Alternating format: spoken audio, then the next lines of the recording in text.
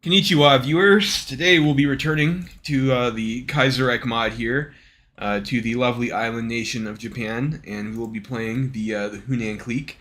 Of course, we're playing the Nanjing Clique over here, I guess a while ago, but they had their hot fix, and all the saves are fucked up, and I guess they decided that Hunan was a country that needed the update this patch, so we'll be playing the Hunanese here.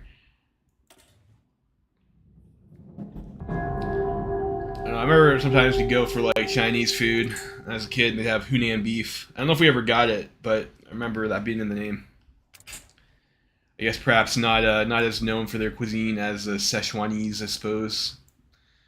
Hunan and Jinhai. Jinhai like a city or something? There's a lot of Zins over here. I don't know.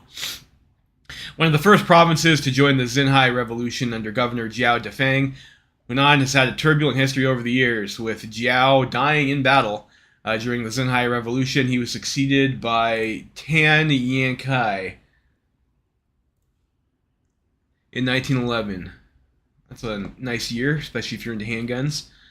Tan's tenure only lasted 2 years, however, due to remaining neutral in the conflict between Yuan Shikai and Sun Yat-sen, which led to Yuan dismissing Tan and subsequently replacing him with Tan Jiangming. Following a short governorship of 6 months, in part due to Tang's intended purpose as acting governor, the province traded hands back and forth between a series of governors until 1916, which saw Tan Jiangming become governor once again. This governorship once more lasted only a few months, with Yunnan Governor Tang Jiao declaring independence in the wake of Yuan's assumption of the imperial throne as Hongjian Empire. Like a cascade of dominoes, province after province began to follow suit along with Yunnan in declaring independence, and soon enough, Hunan found itself under siege, with local warlord Tian Yingzhao declaring for the NPA being the straw that crushed the camel's back. Admiral Tang Jiangming fled Hunan by boat in the chaos, sailing up the Yangtze. In August, central government premier Duan Quiri appointed Tan Yankai as provincial governor yet again. This governorship didn't last long either, and after a brief stint by Chang Quan, Fu Liangzhuo, and Zhuo Zhaoxiang, Duan Quri appointed Zhang Jingyao as governor. Is that who we are right now? No, we're not. Still more governors to go through, I guess. The infamous Butcher of Hunan had a regime soaked in blood. Banditry and looting was practically official government policy, with mass unrest raging all throughout the province. The insanity led Zhang being ousted only 2 years later, with Tan Yankai and his subordinate Zhao Hengti. When those guys they joined forces and expelled the Butcher from the province. Unfortunately for Tan, and much like his previous governorships, he didn't remain governor for long. This guy just won't give up, though, you know? Sometimes no means no. You gotta learn that in the current year. As pressure from Federalist intellectuals mounted, Tan hesitated in the creation of an official constitution, and everything culminated with the mutiny of Liling garrison commander Chang Quan, with Commander-in-Chief Zhao Hengti refusing to assist the governor. Tan Yankai bowed out and granted the governorship to Zhao himself. Okay, so I guess we're the Commander-in-Chief of something. I guess maybe the garrison. With Zhao Hengti becoming new governor in Hunan, he immediately proceeded to invite China's best and brightest minds to draft a constitution worthy of Hunan and its federalist ideals. On January 1st, 1922, Zhao Hengti officially promulgated the Hunan Provincial Constitution and became the first democratically elected governor that September. Between his civilian reforms, Zhao Hengti protected Jade Marshal Wu Peifu in 1925 after Fang Yuxiang betrayed him, a favor Wu would repay soon enough. In mid-1926, his two subordinates Tang Shengzi and Yi Kaizin had a dispute that Zhao mediated in favor of Yi. Believing the governor was showing favoritism, Tang Shengzi mutinied and joined the Kuomintang in Guangzhou, kickstarting the northern expedition. This would lead Zhao's forces being utterly routed and kicked out of Hunan. However, with Yi Kaizin's assistance, the Federalists asked Wu Peifu for help in retaking the province. After Wu Peifu's triumph against the Kuomintang, he appointed Zhao as governor of Hunan, but with Wu's attention being forced back north due to the Fourth Zefeng War and Zhao under ostensible military threat from the remaining of the Kuomintang holdouts in Guizhou and across his province, Zhao was placed in a tense situation. Regretfully finding it necessary, Zhao petitioned Smiling Tiger Sun Chunfang to accede to his League of 8 provinces.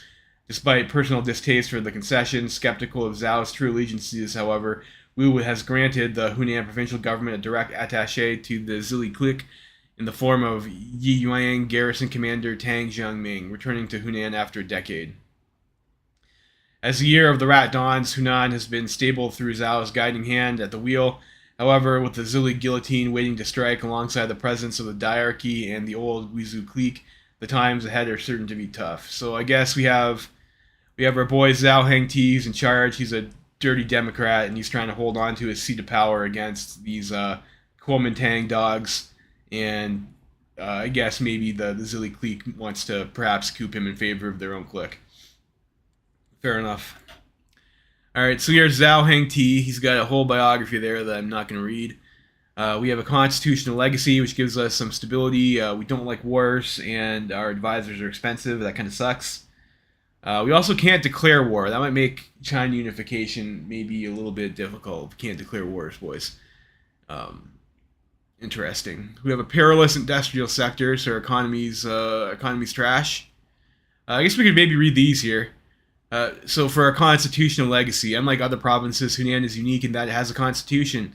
Promulgated by Zhao Hengti and 12 others on January 1st, 1922, the provincial constitution seeks to uphold the rights of every Hunanese person, be they man, woman, and child.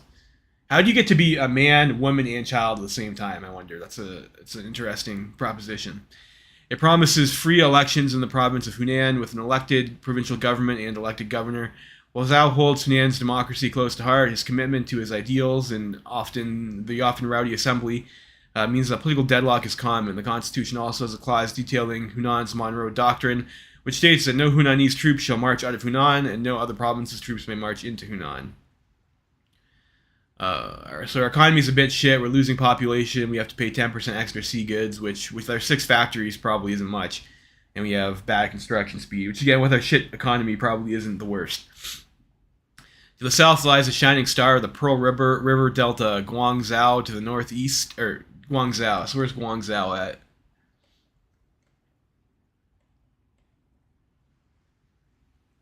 I don't see Guangzhou. I guess that's over here. That's not even in our province. I guess maybe a little bit of industry envy there. So that's to the south. To the northeast lies the amalgamation of 3 industrial cities: Wuhan. Oh, where's Wuhan at? I don't see Wuhan. Did they just scrub that off the map after coronavirus, I wonder?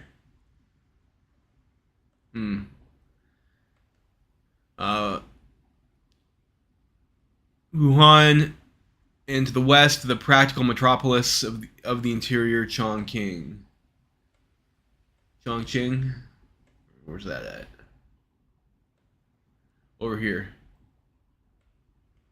I guess maybe the amalgamation, maybe that's supposed to be this stuff over here, and you're that looks pretty big, Wuhan. Okay, so it's a province, not a city. So that's all other people shit. So I guess we're a little bit in the dumps here in Hunan. Yeah, lying in the crossroads between all of them is the modest industrial hubs of Changde and Changsha. That's our stuff.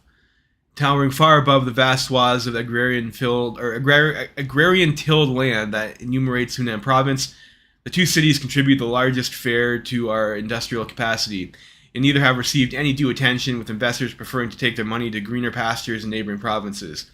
This leaves the Hunanese government with a somewhat dangerous situation, for the entire industrial sector hinges on the success of 2 underfinanced urban centers. Harsh. So we have an agricultural imbalance. So we have negative political power gain, negative mobilization speed, and negative war support. And we have to give extra trade to Overlord, which is probably the Qing Empire, which won't be around for long. But we have basically no resources except for a splash of tungsten anyway. So does this really matter? Probably not. Not unlike the rest of China's interior, Hunan is a largely agricultural economy with scarce urban cities.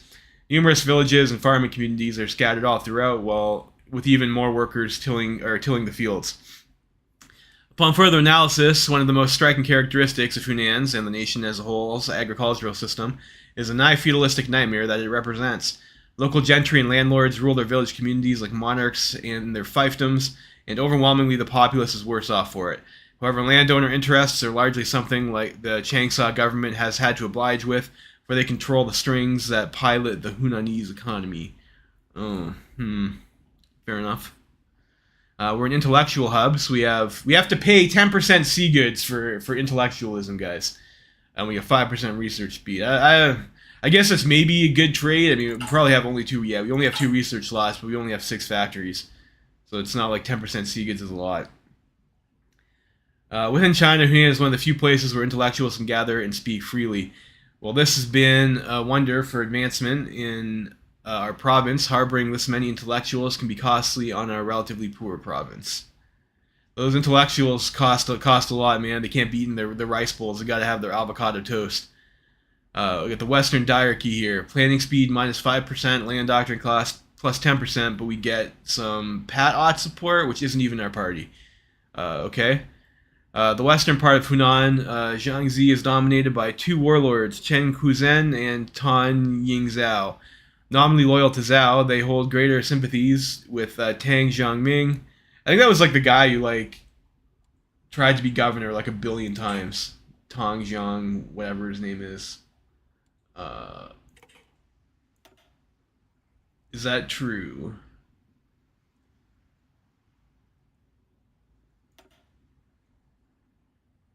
No, that's Tan Yang Kai is the guy. Yeah, the other Tan guy over here, I guess, is was a garrison commander who like Wu Pei Fu stuck out back here or some shit. All right. Either way, they serve as thorn in the governor's side, and they must either be compromised with or brought in line, or the diarchy must fall.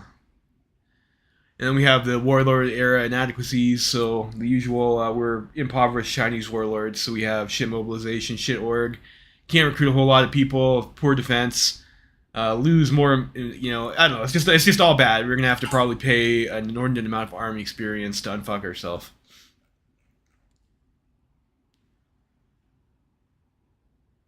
Jingzhou, I think, is the one where they've got Beijing, right? That's Tangshan? No, it is Jingzhou. Okay. So once we control that province, we can pretend to be real China. I think the rest of the stuff is just like the usual decisions. Okay, so that's what we got for our national spirits, says a mouthful. Occupied territories are occupying some Yunanese clay. Probably like this shit over here. Probably want to change our garrison template to cavalry. Yeah, that's fine. So we have volunteer-only population. We have unequal treaties. Resources to market plus 60%. So that kind of sucks, like, because it's we're not getting any bonuses from this law at all. It's just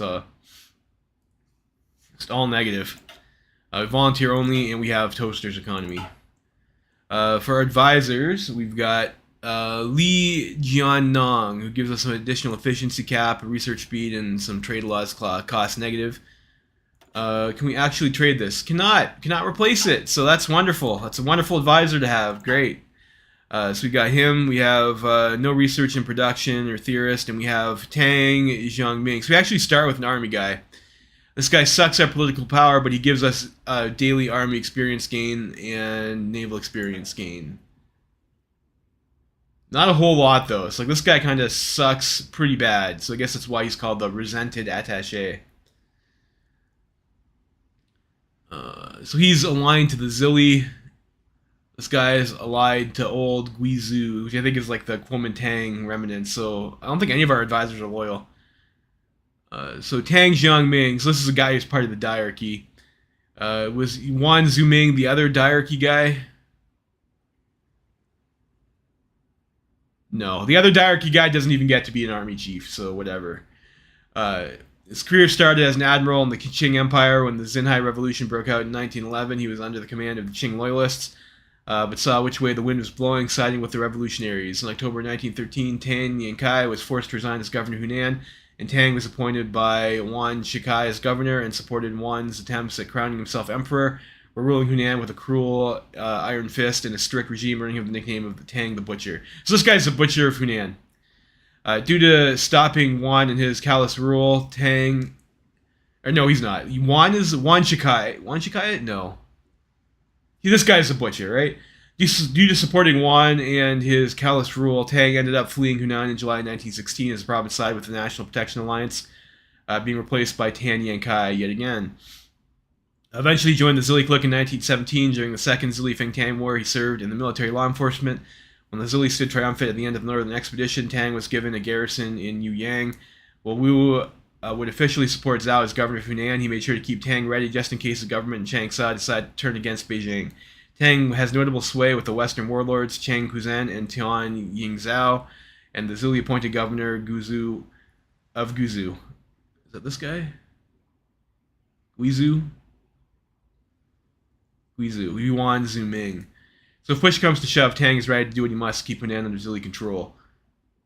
We can't dismiss him either, so we're stuck with our resented attaché. There's a lot of characters. I guess kind of tough to keep all the Tangs and the Tiangs straight. They names kind of all sound the same. I guess maybe a bit incorrect, politically incorrect to say. So we have 31% party popularity, 34% stability, 50% war support. So like that's not the greatest for like our internals. Decisions we looked at already. We have no intelligence agency. We have 2 research slots. We've got the Guangdong Type 88. We got engineers and support equipment. We got civilian train. We have no armor. We have interwar artillery. We have no navy. So that naval experience scan is going to be like really useful for us, guys. We have no air. We have no engineering, and we have no industry. So our research situation is pretty crap. So we're going to go ahead and we're going to get the Guangdong guy over here.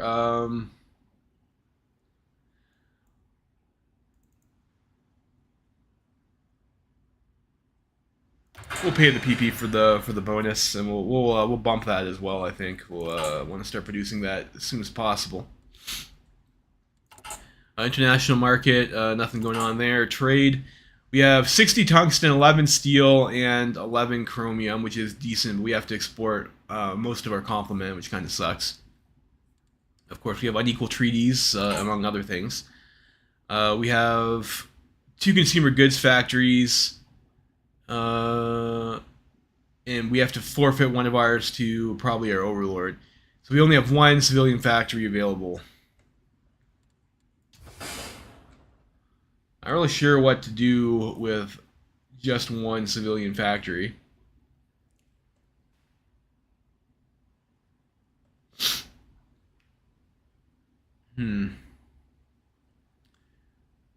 Maybe trade for it or see if we can buy some guns or something like that.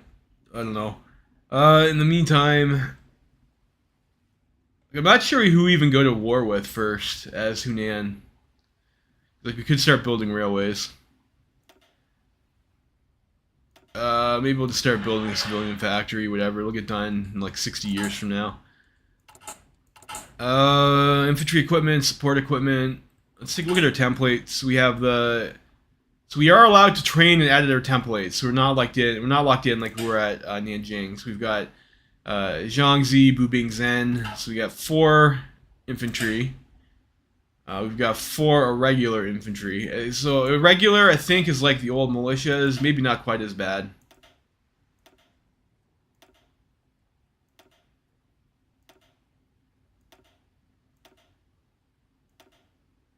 Irregulars actually have more hit points.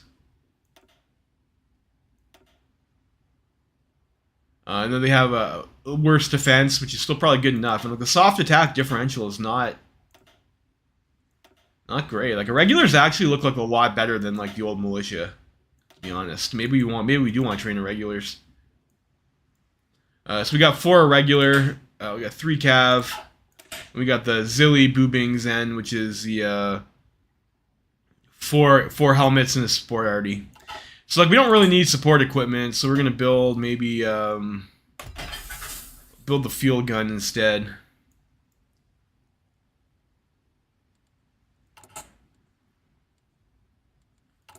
Logistics, we have a pretty harsh deficit of rifles. Alrighty, so I think that's pretty much all we need to do. Natty focus. We gotta deal with the natty focus first. So what do we got here? We can do all under the governor. We can't do that. Democratic mandate, can't do that either. I guess probably has to be some pathing for that. Victory of the United Front. So I guess those are our paths. So we can have Governor Zhao. General Tang has seized Changsha. And we join the Zilli Clique. Or we have Victory of the United Front with the Kuomintang duo. Okay.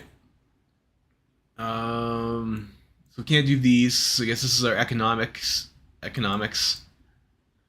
we can do the provincial army though. So this is going to give us infantry weapons, support artillery tech, and support artillery, and we get some army XP. So like, we'll go ahead and do that. That seems like not the worst idea. Speaking of our army,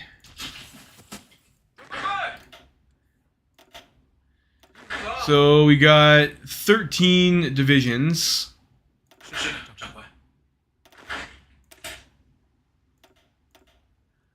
We got one with support artillery.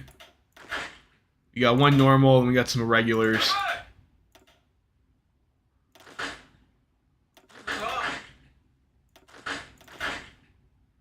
Maybe we just make everybody regular for now.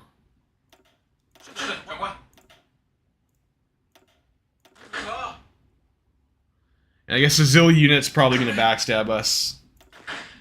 Put this guy over here, we'll have these other guys, we'll start getting some army experience, I suppose. Alright, let's see how she goes. Make sure I remember to actually juggle my technology there.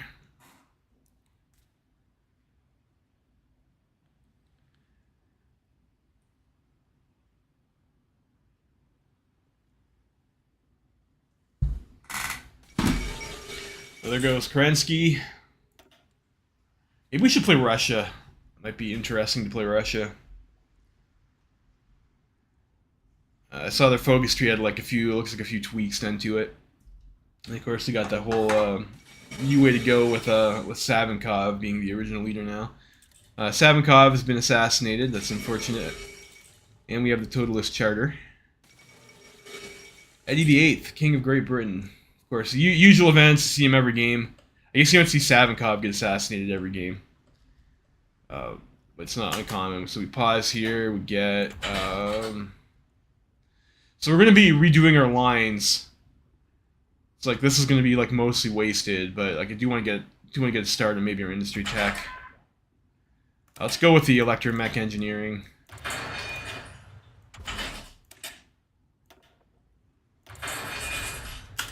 We'll get our Guangdong Type 27.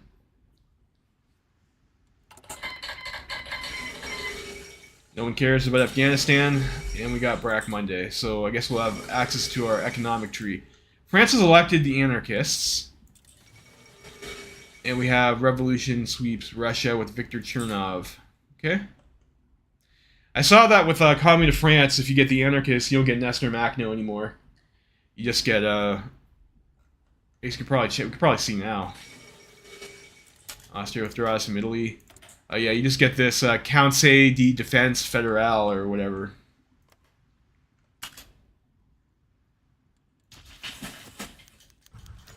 The global crisis reaches Hunan.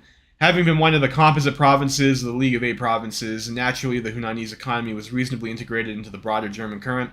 However, being a majority agrarian, surrounded by the industrial cities on the hill of Wuhan, Guangzhou, and Nanjing, the Hunanese economic sectors have been have had a troubled experience during the warlord era. For who in their right mind would seek to invest in Hunan when the grass is greener not too far away? Not it is all lost, though, for maintaining our autonomy from Sun Chanfang has been to our benefit in more ways than one. Despite the rather paltry economic conditions following what has been dubbed Black Monday, Hunan has fared slightly better than its neighbors in the League or the central government. Yet with our main economic partners undergoing worse turmoil, our agricultural sector is witnessing calamitous effects as a result, and our investors are also rapidly fleeing. The provincial government absolutely must swiftly see to it that the crisis does not worsen through whatever economic means we can muster. And I thought the League was to secure our stability. Well, that's not good. So there goes our civilian factory probably. We'll have catastrophic agricultural crisis. So yikes. PP in the gutter, war support in the gutter, mobilization speed in the gutter. Not that we have guns to mobilize, anyways. And then there goes our resources. All right, so get our provincial army. So maybe you want to make some changes. I don't know. So and we can't do you can't do either of this.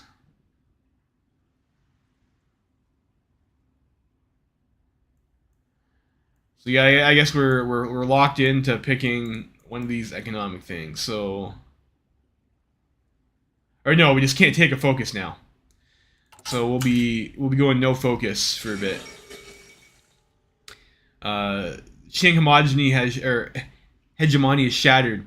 The facade of Chinese unity, having held together for nearly a decade, has begun to crumble. Rising unrest in the League of Eight Provinces, the economic shock of Black Monday, and portending German retrenchment, and the inability of the national government to deliver a decisive response to either has made one thing clear: Beijing's monopoly on power is broken, and now the future is any man's game. You know, we're a man, right? That could be our game. Coup in Jinan. Where is Jinan?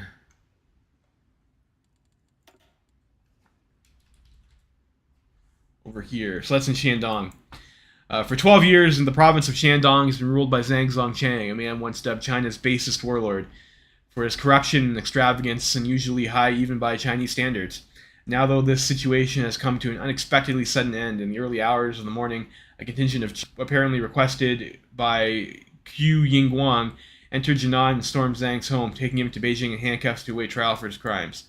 Hu Yingguang has consequently been appointed the new governor of Shandong, a devout monarchist and able general. This marks a drawing of the province into the Qing's orbit. So that's good for Puyi, I guess. Then we have the Li Collapse War here. Wu Peifu is back to Nanjing this time. That's good for the Nanjing. And I guess pretty soon. Okay, Hunan breaks from the League. With Sun Chengfang's death, Hunan, one of the already autonomous provinces, the League of Eight Provinces, has regained full provincial autonomy under Zhao Hengti once again. The times ahead are turbulent ones. With the violence in the Mingan region likely to spill over into our own province, we must keep an eye to the east. Our other eyes, it turns out, must keep watch on the western border with Yunnan. While Tang Jiao is a fellow federalist, his willingness to let the RKMT squat in western Guizhou at soured relations, and functions as another source of violence that could bleed into our province. Luckily for us, our north and south are safer fronts. The south is a friend, the Liangguang Clique, led by Chen Jiangming. Both Chen and Zhao are forebearers of the Federalist movement, some of the only democratically elected leaders of China. And to our north is another friend, Wu Peifu and his government in Beijing. Zhao has personal animosity with Tang Jiangming, with the Zili's garrison commander in Yuyang, for arresting him and throwing him in prison back in 1913. Despite this, he is still personal friends with Wu Peifu, and the two have known each other for over a decade, meaning the Zili clique can be counted upon as one of our allies in China. A careful balancing act. So we still can't do a focus.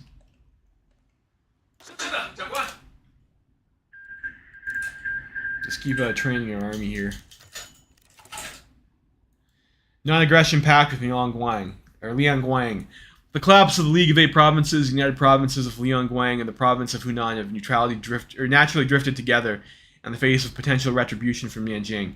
Chen Jiangming and Zhao Hengti are both federalists believing in provincial and national constitutionalism and the importance of the rule of law in these chaotic times. As such, the two have been cooperating since the dawn of the League in the first place, working together to secure the region's autonomy from Nanjing and consequently Beijing. Culminating in an official agreement between Chen and Zhao, the two endeavoring Chinese leaders have pursued a policy of neutrality amidst the chaos, intent on focusing on their own internal political situation. Perhaps this pact of non-aggression can blossom into something even more beautiful. Only time will tell. Nonetheless, the fall of Zili authority all over China is sure to lead to chaos. And with the federalist trio of Zhao, Chen, and Tang Jiao, perhaps they can present a fortress of tranquility and stability. Alright. Excellent. So we get 30 PP for that. Just gonna be right back for a second here. I gotta get the door.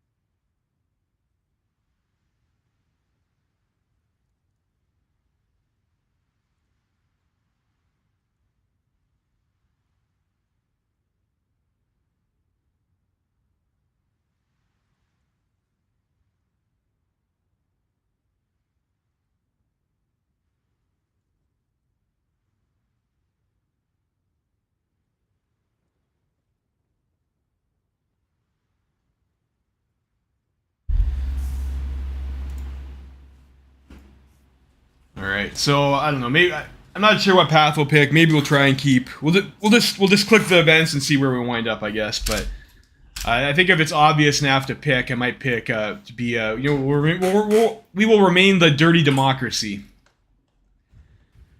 Be democratic.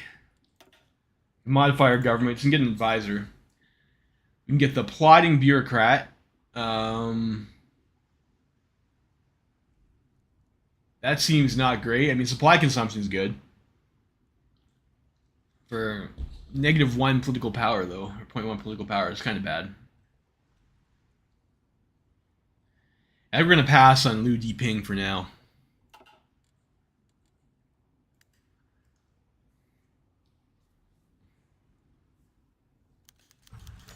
Restoration of the Hunan provincial constitution. Zhao Hengti, the governor, came to power in 1920s on the back of the Federalist movement, and his first actions in power were to gather intellectuals from across China to write Hunan's constitution, one that has sadly not been able to be restored while under the Zili. While the Li collapse and the chaos in 1936 has brought to China, however, Governor Zhao finally has the opportunity to restore the constitution he helped create over a decade ago. While there's even other Federalists warned against creating a provincial constitution without a central federal government to back it up, Governor Zhao believes that federalism must occur at the provincial level first, and that each province must overthrow their warlords and create their own provincial constitutions and build up democracy in their provinces. Only then will the Confederation of Provinces be able to form a central government, and the Federalist movement will stand triumphant. With that ideal in mind, Zhao formally announced Hunan's provincial constitution was restored as of today. Now, an important step towards the future, and it looks like we'll be announcing some elections. Democracy is super awesome as long as your party wins. So hopefully we have some decisions to influence the election, We'll see. Elections announced. With the restoration of the Hunan provincial constitution, the flame of democracy flickers yet again in the crossroads of China. Zhao gave a speech today in front of the governor's office in Changsha, stating that elections will be held in 3 months' time, and announcing his own candidacy for the race under the banner of his People's Renewal Society. Importantly, the governor of Hunan is not directly elected, but rather follows a parliamentary system, with voters electing their constituents and those assemblymen voting for the governor, any candidate requiring a majority to win the governorship. It wasn't long before 2 more candidates announced their races. Zhao's major opponent in the race would be Huang Yanpei of the China National Democratic Construction Association. The third candidate, and the dark horse of the race, is political independent Zhu Shizhao. While not having a party of his own, he holds notable sway with some of the most left-wing members of the assembly, fellow political independents. Finally, there is Tan Yankai, a man with a foot in both the Federalist and Kuomintang movements. He has announced he will run against Zhao and may serve to undercut Zhao's base of support. While Zhao is a clear favorite to win, all 3 men will put their all into the campaigns, and Hunan shall have a truly democratic election in the coming months, an example for the rest of China to follow, to our young democracy. So, that guy Tan Yankai, I think, is like the eternal governor, right?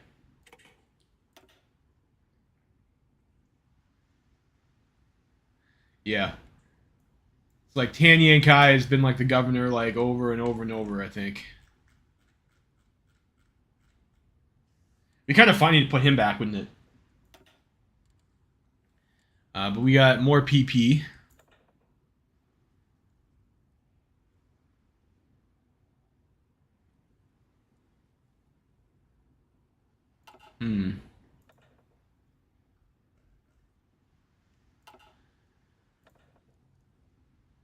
I don't really think either of that's really going to help us out all that much right now. Of course, you don't have any war support for not that mobilization would help us with our crap economy in the first place. Mobilizing 0% still leaves you with 0%, doesn't it?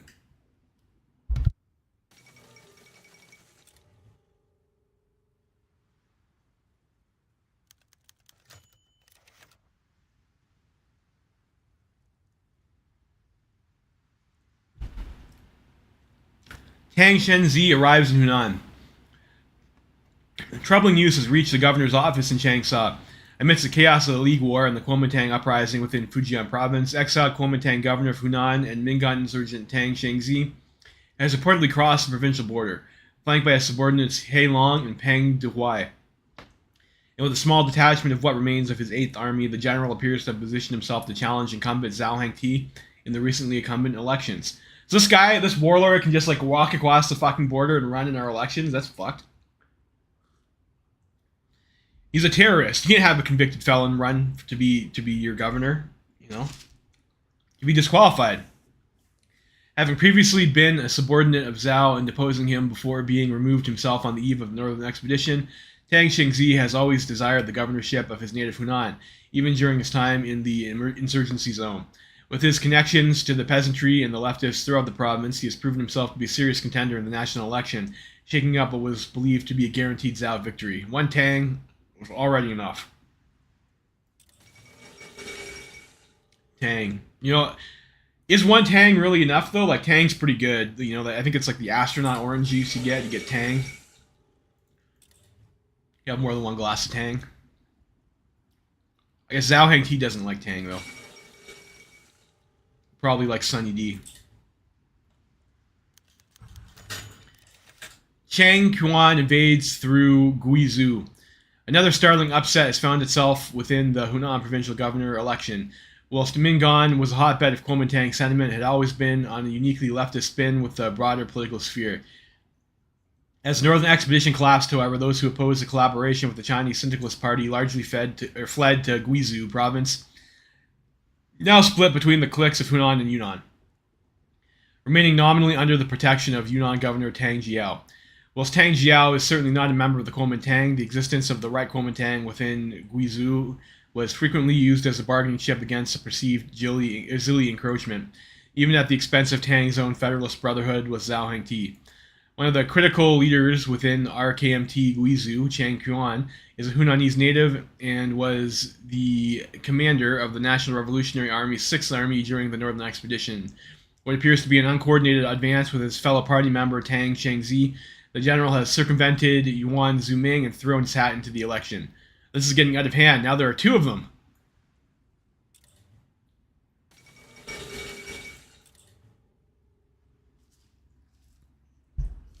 Yeah. That's a downside of democracy, isn't it?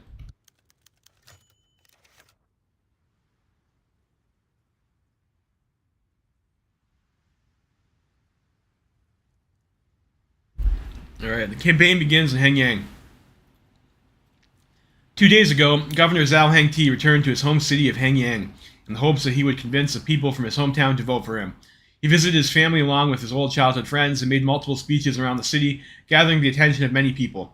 Despite appearances from both Chang Quan and Tang Shengzi, Zhao easily drew the largest crowds with his impassioned speeches, and his campaigning in Hengyang ending with a triumph. Zhao's popularity naturally poses a threat to both men in the Kuomintang. With neither seemingly able to beat Zhao alone, they have met in Hengyang and after their speeches and made discussions of a united front between their different factions. While the 2 men are not friends, they'd rather see a fellow Kuomintang comrade win the governorship than a federalist Zhao.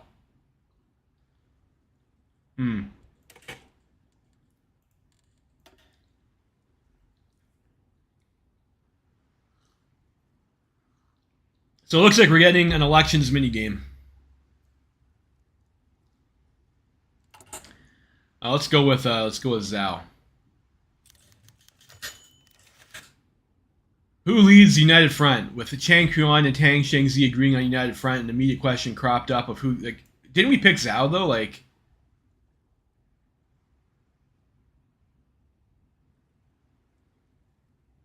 I guess we get to decide this too. Seems a bit silly that we would have to do that. I guess where's my dice at? Let's read the fucking event. With Chang Quan and Tang Shengzi agreeing on a united front, an immediate question cropped up of who exactly should lead the united front. On one hand, you have Tang Shengzi aligned with the left wing of the party. His peasant focus and cooperation with the CSP makes him a naturally popular candidate, given Hunan's rural and agrarian nature.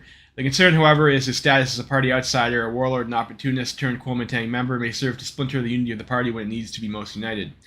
On the other hand, you have Chang Quan, a party insider who values unity and camaraderie of the party greatly, and could easily serve as a moderate and unifying figure for the election. A member of the old guard, he's well known for his stubborn nature and while not the best commander ever, still has a decent record behind him. The concern is that he may not bring as much to the table as his more radical counterpart. Both men have advantages and disadvantages to being the leader of this united front, but we can only pick one of them to take charge. Who shall it be? So, if we get evens, we'll go with Chang. If we get odds, we'll go with Tang. It's a 6, so that's an even, so we'll go with Chang. Congratulations, Chang.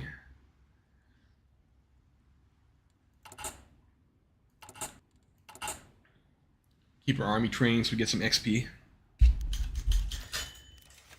A deal with the devil. The sudden appearance of Chang Hunan and Tang Shengzi has put Governor Zhao in a tough spot. Well aware of the authoritarian and vanguardist tendencies of the Kuomintang, he worries that if they win this election, for Governor Hunan's young democracy will be snuffed out. It's kind of a sentence, isn't it? Wanting to avoid this at all costs, he's been pacing in his office, mulling over one of his less honorable options to winning the election.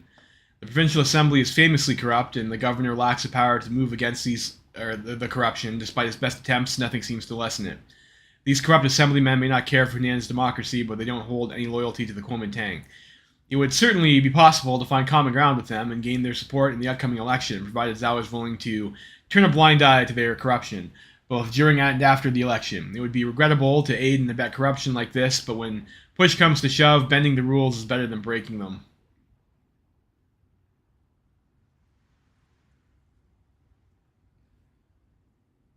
I'll have to think about that.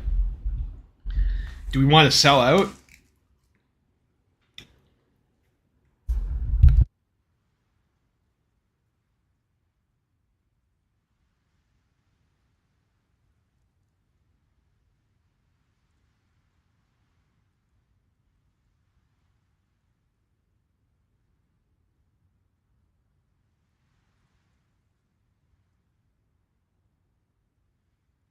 I don't know. I don't think we will. I think we'll be principled. I'm a man of principle. Okay, so we get, I guess, in addition to the event chain, we have a mini game we have to play.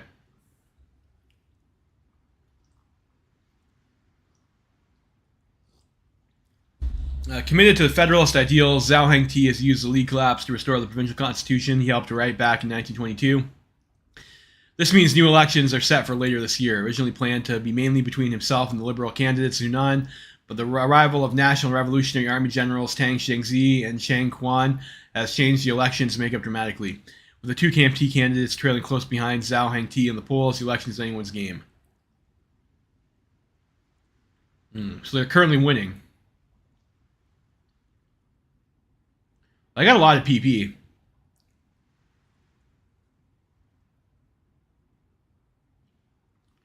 So I can only do something once every 7 days.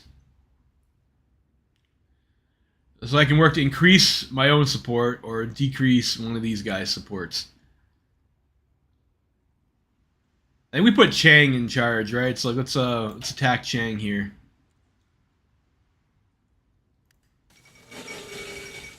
The Sichuanese are starving.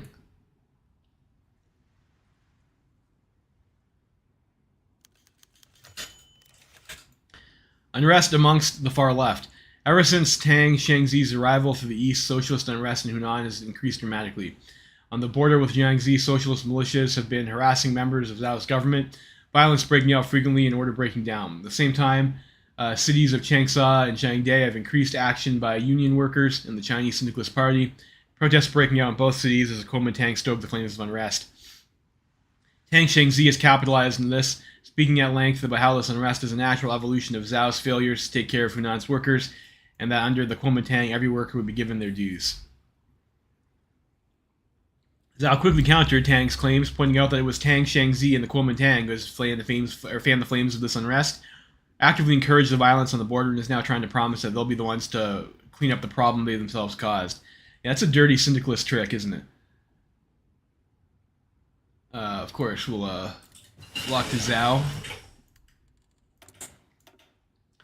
Shall we do here? I think we start on our machine tools.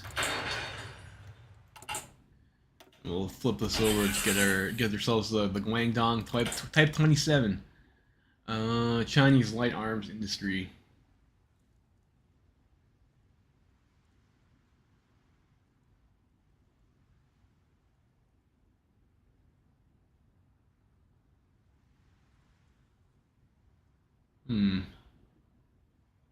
Only for support equipment. I don't know. I guess we go with private scientist program, I suppose. Whatever. All right, so you can do a... No, we can't do a focus yet. We're still getting PP.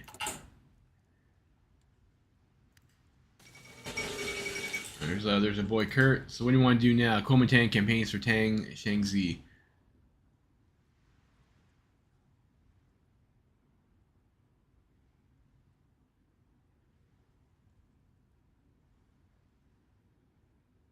Yeah.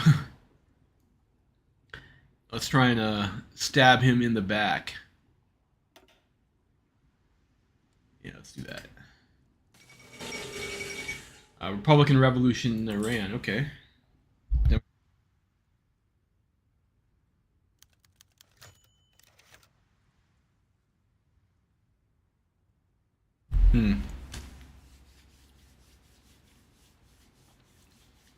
Within Changsha, there's the former governor of Hunan and the former member of the Kuomintang and Tan Yankai.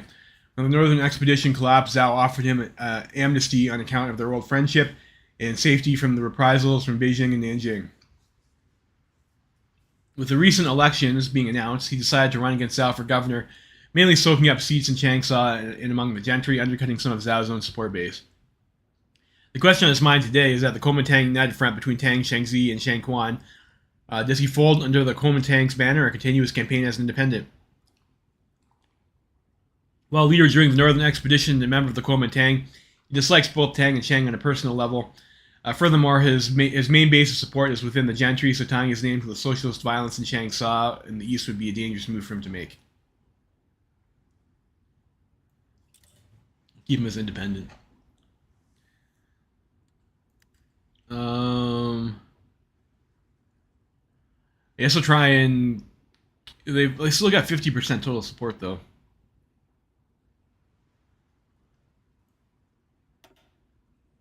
Yes, we'll try and do that. So tides are shifting in our favor. Campaign in Changsha. Changsha has grown greatly in recent years, spurred by economic change and the beginnings of industrialization. With Tan Yankai splitting the gentry away from Zhao, he is instead banking on his support among the intellectuals in Changsha. The middle class, for their part, have grown distant from his administration, starting to look towards Changquan and his promises instead. Both men are trying to court the city and swing votes to their side, with Zhao appealing to the intellectuals and to defending his work, the work he's already done for Changsha and Hunan. Meanwhile, Chang has been talking to the middle class in Changsha, speaking of reforming the system to benefit them, and encourage more development in the city if they vote for him. Tang Shangzi is notably absent. His rural-focused campaigns unable to gain enough traction in Changsha, so he has chosen to support Chang in the city. Both men have a solid shot at swinging the city of their favor, but whose rhetoric will win over the most voters? We'll go with Zhao here. No trust that opportunistic KMT guy.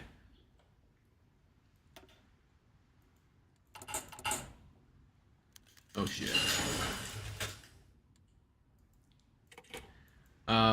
Campaigning for Tang will campaign against Tang. The minor liberal parties, with the Kuomintang sweeping support for their populist rhetoric, the Liberals running for Governor Huang Yangpei and Zhou Shizhao have an important choice to make. Neither of them wish to see the light of democracy in Hunan get snuffed out, as it seems likely if the Kuomintang achieve victory. As such, they have considered the option of dropping out as contenders for the governorship and formally endorsing Zhao, folding under his banner in order to create a democratic front, running against Kuomintang. On the other hand, they can always continue their bids for governor, trying to carve out their own niche in the assembly and discuss negotiations with Zhao after the post-election assembly reforms. Both options have their merits, but what strategy will they go with? I would just support our guy, right?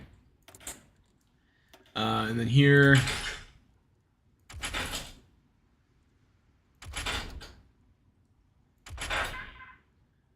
we pick up?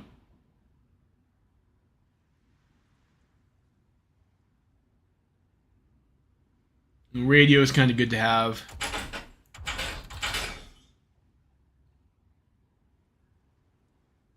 That'd be alright to have too. We have a bonus for this. I guess we can get that. I'm not sure when exactly we're going to have to potentially fight. So we'll do that.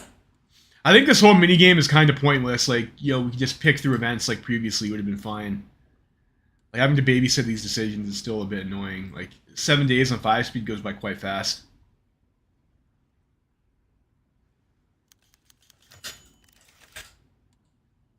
The Yuyang garrison. On the border with Hubei lies the city of Yuyang and an important choke point between our province and the northern government. The city is presently run as Tang Jiangming's personal fiefdom with his brother Tang Hualong as the city's mayor. Neither man is a friend of Zhao's. Tang Jiangming even arrested Zhao in 1913 on Yuan Shikai's behalf and threw him in a Beijing prison. Despite this, both men do have sympathies with the Zili clique, and there's been an uneasy truce between them, although it's been particularly fraught with the Li collapse. The Tang brothers have met today in Yuyang to discuss their strategy with the upcoming election. Tang Hualong, fearing a Kuomintang victory, has suggested Tang Jiangming make a truce with Zhao for now and focus efforts on blocking the Kuomintang from seizing power in Hunan. Tang Jiangming, not truly believing the Kuomintang can succeed in the election, disagrees with his brother and states that they must minimize Zhao's successes, lest a federalist gets a big head from his victory in Hunan.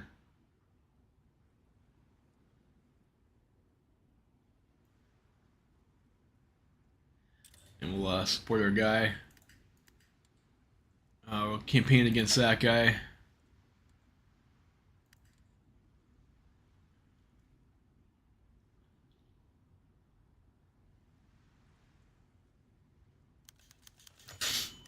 Clashes between classes. Podiums and campaigns are the only battlegrounds during this election, with Kuomintang's appearance and fiery rhetoric directed at the peasantry.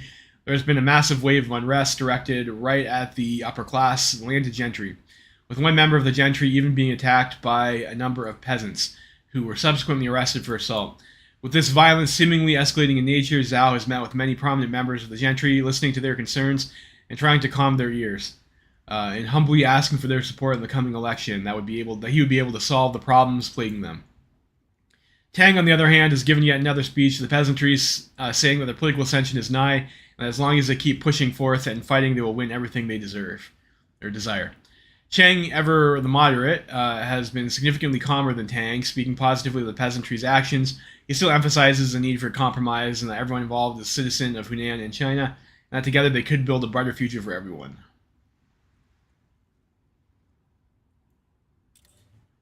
Let's support our guy again.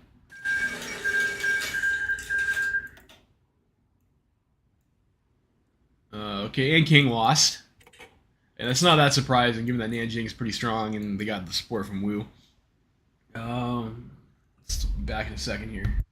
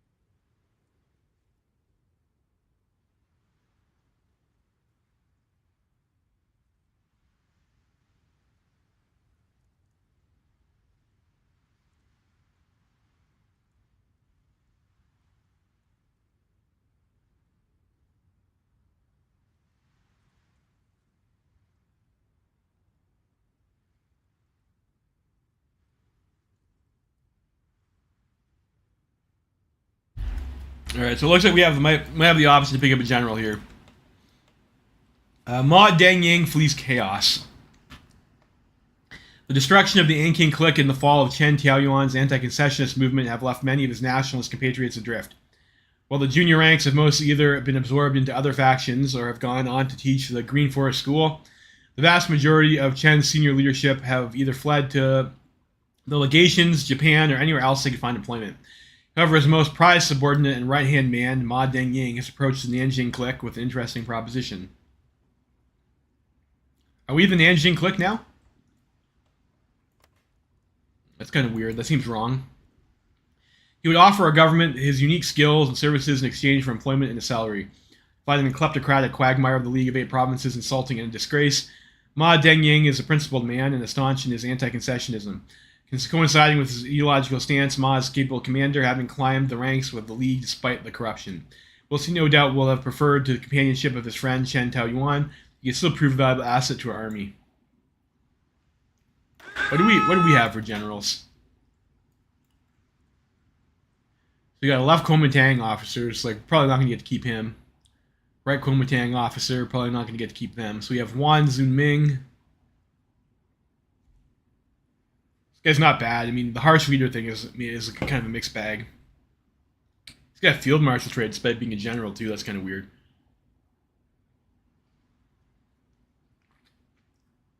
Guys, we got a couple isekai protagonists.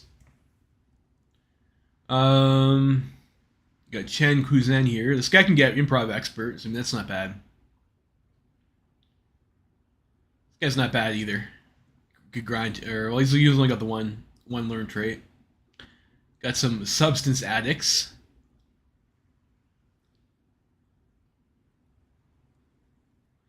So Ma Deng Yin. Okay, so I guess if we pick him.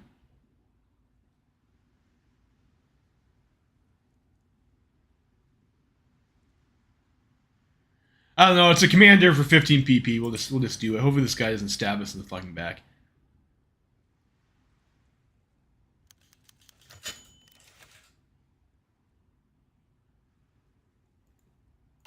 The Zhangji diarchy. In the west, Hunan lies a Zhangzi diarchy between Tian Yingzhao and Chen Kuzen, warlords in their own right. They spent the last decade or so within Zhao Hengti's clique, although within recent years, Tang Jiangming has made more concerted efforts to sway the two to his own sphere of influence. While Tian joining the Constitutional Protection Alliance did lead to Tang Jiangming's resignation as governor, relations between the two have healed since then. With the popularity of the Kuomintang in the election and their clear rhetoric pointed at Hunan's western warlords and the need to remove them, the diarchy is naturally worried about the results of this election. They have two options clearly open to them. Either they can throw their own electoral bloc and resources towards securing a victory for Zhao, or they can instead respond to Tang Jiangming's overtures to form an anti-KMT alliance in case the wrong person wins the upcoming election.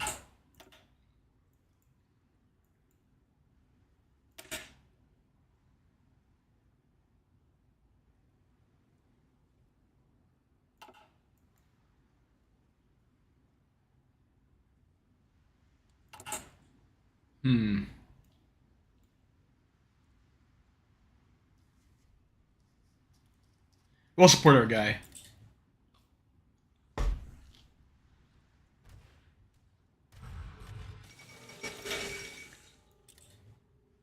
Looks like our boy Manuel has come out on top. Campaign in the countryside. Governor Zhao's support, historically speaking, has mainly come from the urban cities. This election cycle is no different. With large-scale apathy among the peasantry towards Zhao's administration, he is functionally unable to win over the majority of their votes. The Kuomintang's two candidates, however, are a different story. Tang Shengzi has a particular focus towards the peasantry and has been making broad promises of land reform and support for peasant organizations. Chen Kuan, while still promising similar efforts of land reform, doesn't go quite as far as his leftist counterpart. However, if he redoubles his efforts and pushes for rural campaigns, he may be able to take rural seats from Tang and secure them for himself. We'll vote for the weaker guy.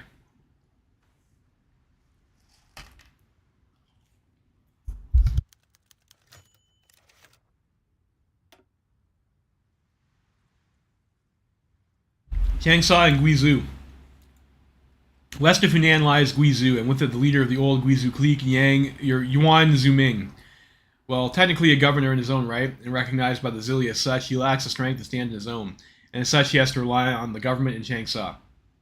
While Zhao and Yuan don't agree on much, they both have sympathies with the Zili and have decided it's best if they both work together. With Chen Kuan making it past Yuan and through Guizhou and Zhao focusing on the election, their alliance has begun to become more tenuous as of late. Zhao has been debating on if he should pull some of the funding going to Guizhou and instead focus on improving his odds of re-election in the final days, at the cost of angering his ally in the West. At the same time, Cheng has been speaking heavily on Yuan and his autocratic regime in Guizhou that he will not stand for any longer, and that if the Kuomintang is elected, they will no longer support Yuan's regime.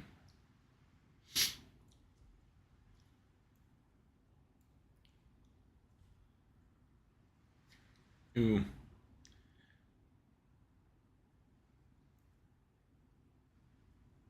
Well, focus. Well, I don't know if that's helpful, but there might be consequences to that later, it sounds like.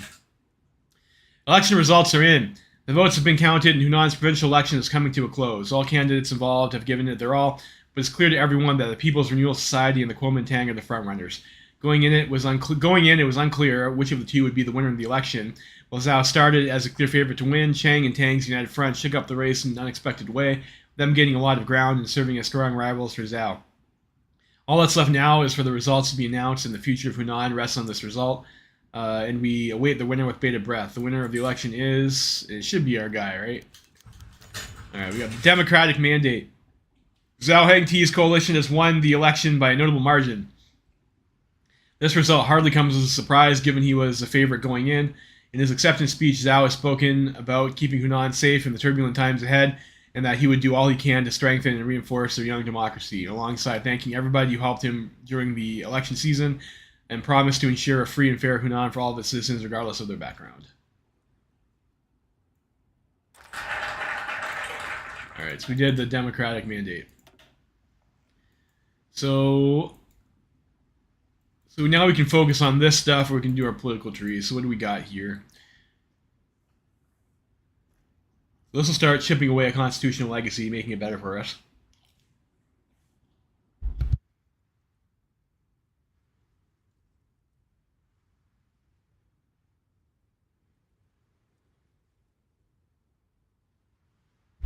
So it looks like we'll have democratic and economic related decisions. I'm not seeing any.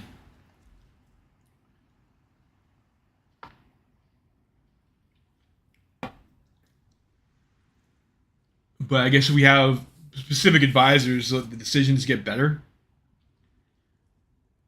Okay, resource efficiency gain that'll weaken opposition. So it looks like there's going to be another fucking mini game we're going to have to play, probably.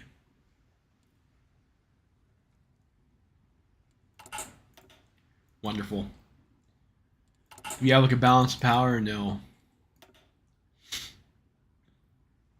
So we do that. We also have most critical issue of the day.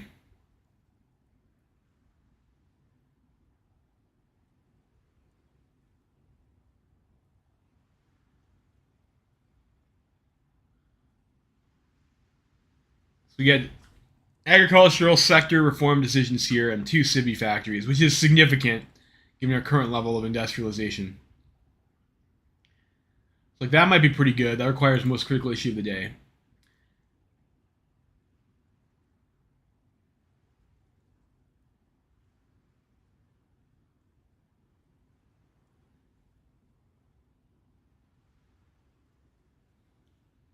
Then we can either choose to mobilize the masses or negotiate with the landowners. So if we negotiate with landowners, we're going to get a mill. And a civvy. If we mobilize the masses, we get a civvy and a mill.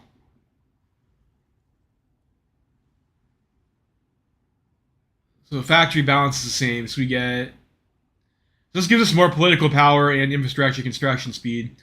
This gives us mobilization speed, war support, and like more, I guess, base construction speed. This gives us stability 5% and a construction tech bonus. This gives us 20 PP and a stability hit and a production bonus. This gives us weekly manpower 750 and rad suck support for 140 days and additional political power gain. This gives us a bonus for trucks. Huh.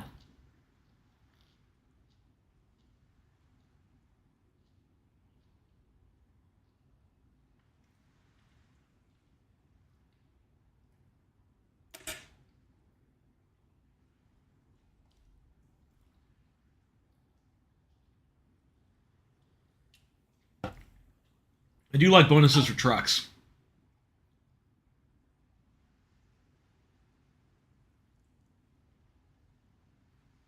You also get 2 base building slots if you come down this path, though. Maybe that's important. Balancing the books gives us 10 minigame points, I guess. And we get negative 30% sea goods for 180 days. Get some more building slots. Monthly population change, sea goods, construction speeds. I mean, that's probably good. It's definitely good. So this is going to chip away at our industrialization spirit.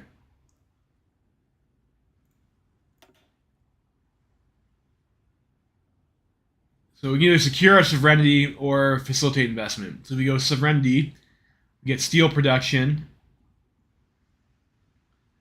This clears sea goods faster. So it looks like this is going to clear our debuff faster.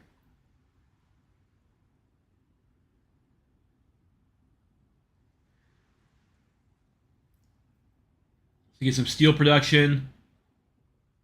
Get 2 civies from seizing foreign assets. It gives political power and construction speed for like a decently large amount of time, and it's going to piss a bunch of people off. I'll get a building slot and another civvy factory. Facilitating investments. If we go on the investment side, we get a consumer goods factory negative in comparison, and 2 off-map civies. We get another civvy over here. Another civvy, so we'll get negative political power gain, but we'll get some production bonuses. Get some railroads and 10 trains. Another civvy and a mill. So we have to be a Zilly-friendly regime to do that.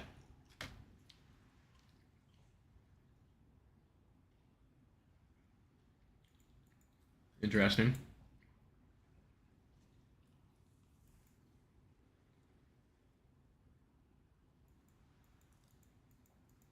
So if we come down the Democratic side, this is going to deal with our constitutional legacy.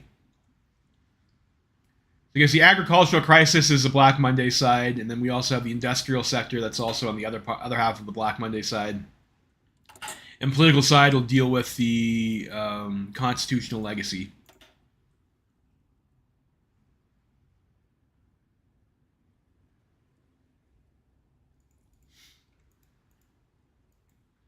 I think we should probably focus on our industry first. We'll do our most critical issue of the day.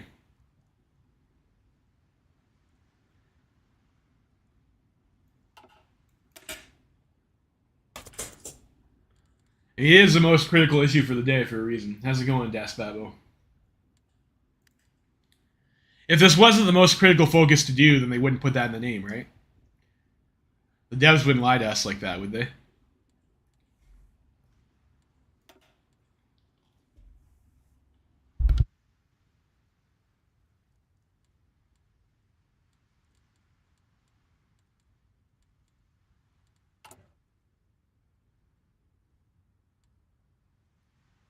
It looks like we started to clear our deficit in guns, too.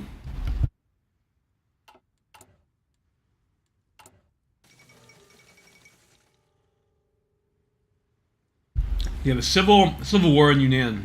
I think that's like not an actual civil war. I think it's just like an event war. The once peaceful province of Hunan seems to have finally caught fire as Tang Jiao's missteps have finally led to open revolt from his general staff. Okay.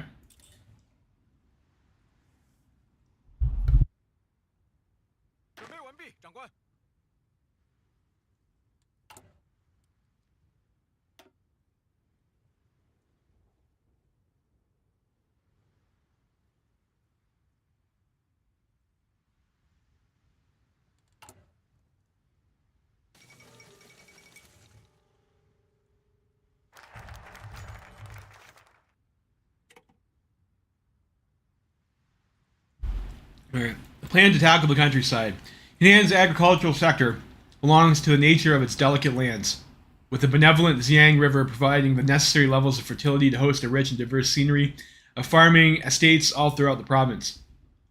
Yet, like most fertile lands within China, such as regions within Sichuan and those clinging to the Yangtze, there remains a predatory culture of tenant farming that borderlines on nigh feudalism. Exacerbating these issues further is the crucial nature of Hunan's farming market, for it amounts to a considerable portion of the provincial revenues due to its largely export-based economy. And so behold the unfurled nature of Hunan's agriculture.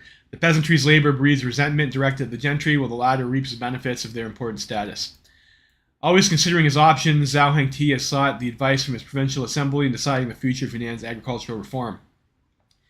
Naturally, with various members of the assembly simultaneously either being members of the gentry or on their payroll, the caucus of support advocating for a moderate land reform is loud and domineering. Critical to consider is the fact that the same gentry are also paramount supporting Governor Zhao Hengti in his campaigns. On the other hand, his left-wing coalition members, subscribing to the ideals of reformist progressivism, are championing the peasant-oriented approach, frequently engaging in fiery debates with the conservative side over the matter. Their argument hinging on avoiding revolution, sapping the Kuomintang of its support base, and otherwise aiding the many over the few. With any previous attempts to dislodge the delicate balance of Hunan's agricultural sector ending in gentry or provincial assembly backlash, the ambitions of the new project are utterly unbowed. To become a truly modern province worthy of aiding in the national reunification, Hunan must develop a truly strong land policy to serve at its foundations. With great consideration, Governor Zhao decides to pursue a policy of... I think we do the peasant-oriented reform. We'll get our building slots and whatnot. Mobilize the masses.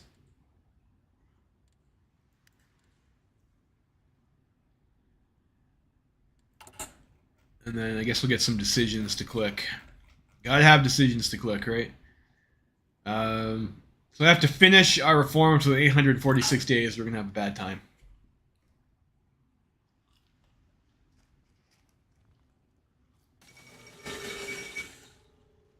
Well, there goes Finland.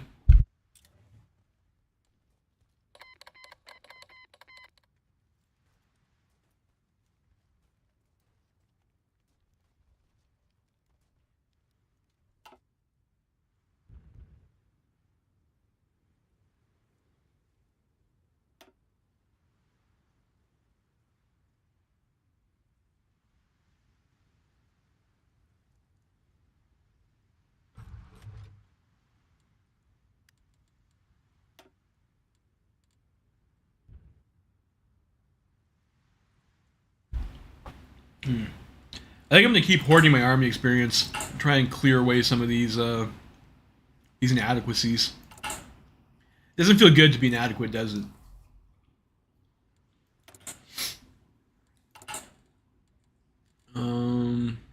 Yeah, keep going here.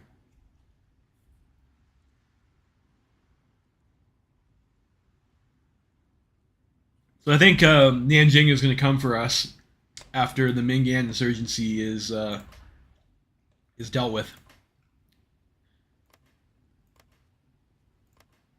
I don't think we can send volunteers.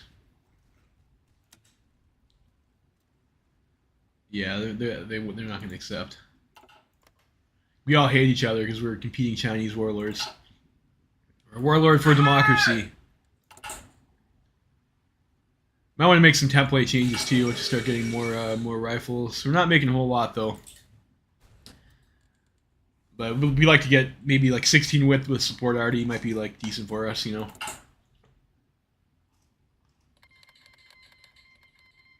Flanders joined the Reich Pact. What about Wallonia? Are these guys a bunch of dirty Cindies? No, they're still royalists.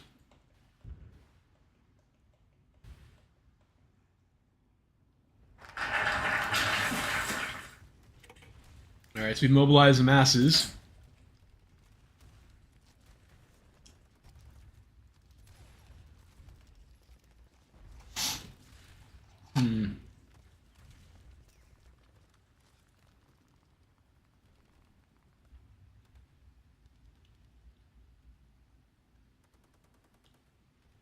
Well, our Black Monday woes. With the global financial crash and unforeseen chaos of the election having now washed over the province, Zhao Hengti and his allies in the provincial assembly are free to enact the series of necessary reforms to soothe Hunan's financial difficulties. While steadfast at the wheel, Zhao Hengti's ministers are suggesting two radically different approaches to the economic reform. On one hand, Zhao can rely on his old friends in the establishment and the gentry and foreign investors to pull Hunan out from the grave. On the other hand, Zhao can embrace a modern progressive idealism espoused by his federalist allies Wang Yanpei and Zhao Shizhao, through shifting the government's focus to the peasants and workers. With a heavy heart, Zhao's reform program might define the future of the province forever, and it all depends on the shoulders of the Hunanese people.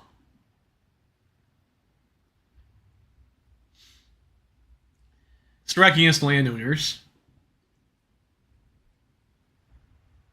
So this is like, they're getting pissed off. The landowners are trying to protect the ownership of their land, of course.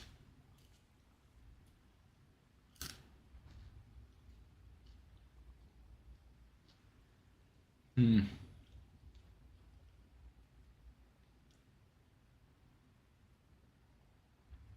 you get these every 60 days.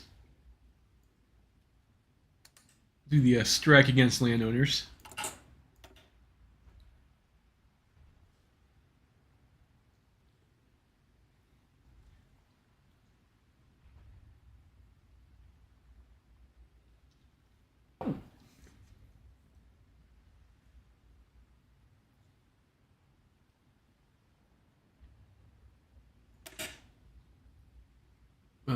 We are currently actually building anything. Yeah, we are. Let's expand some exports, get our factories up.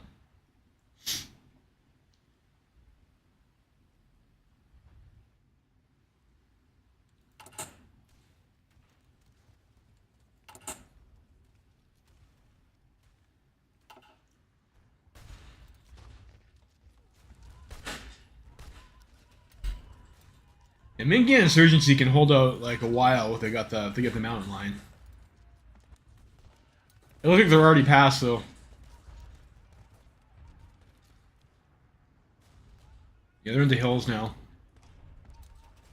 It's not great for them.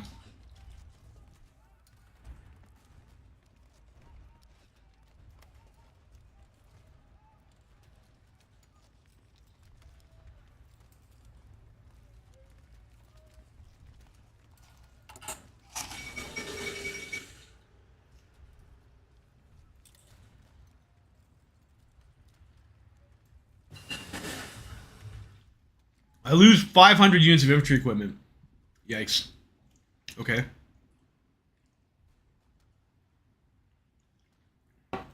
That's tough. A bit tough to stomach.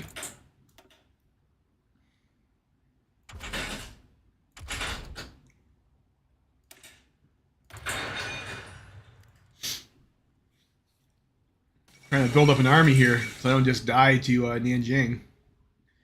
I gotta pay infantry equipment to maybe I should have supported the gentry boys.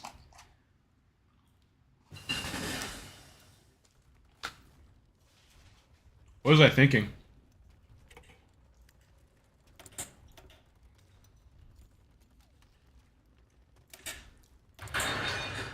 We'll go dispersed.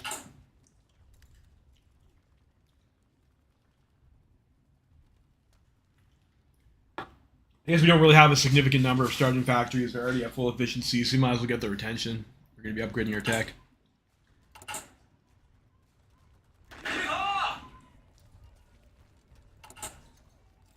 I don't even have 500 rifles. It's all going to be gone. Maybe if that's going to happen, I should like throw some stuff into training. Try and cheese out, not having to send any rifles off.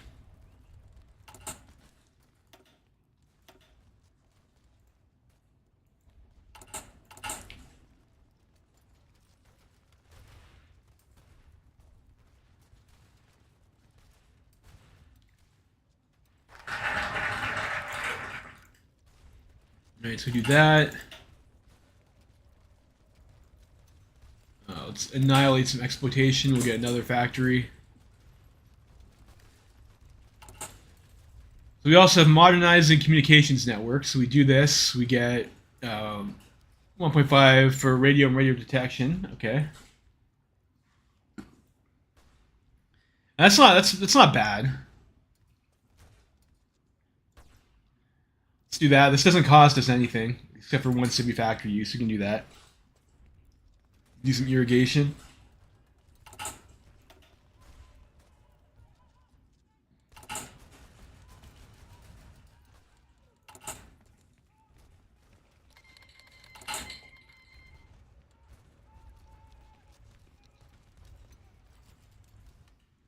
The war in the desert, or not the war in the desert, but the Arabian War unification. See how they do. Need some more PP. Is there an advisor I can get that'll give me more PP? There are. An anti-imperialist crusader. Guy sounds kind of like he might be a syndicalist.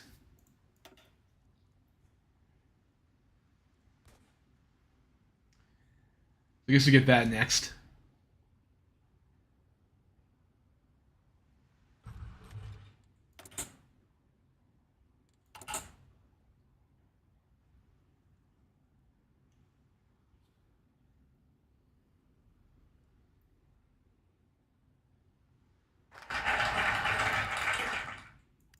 I don't really have the political power to make these guys have advisors.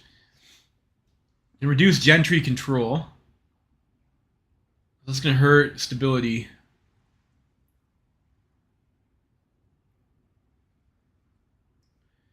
And seize estates.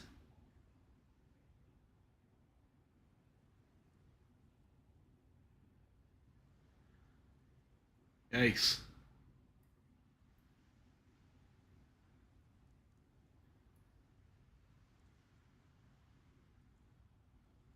Just shaving days off of this. So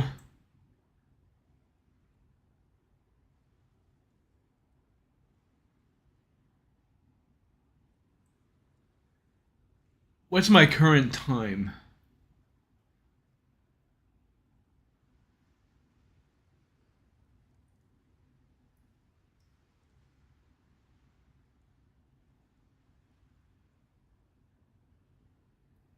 I see, so I don't have to click these decisions.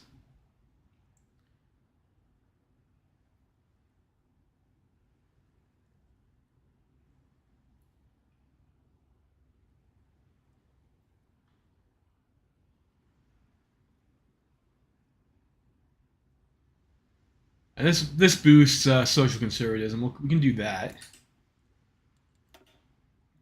Let's get ourselves our military factory. I don't really want to hurt my stability too much. We might not do all those decisions.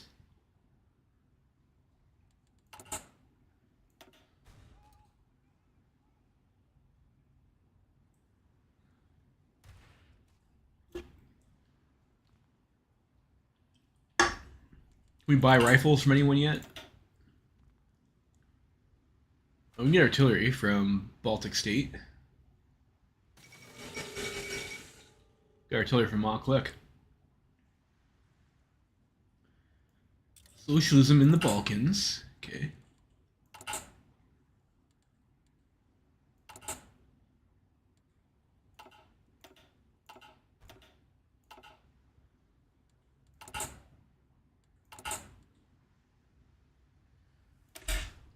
Do we want to add artillery to our irregulars unit?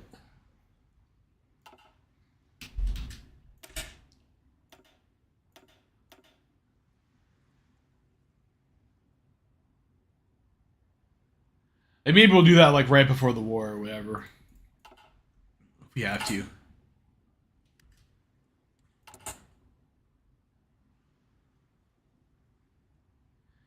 Rad sucks support though. It's gonna be chipping away. How long does that last? 140 days. Popularity's still not the greatest.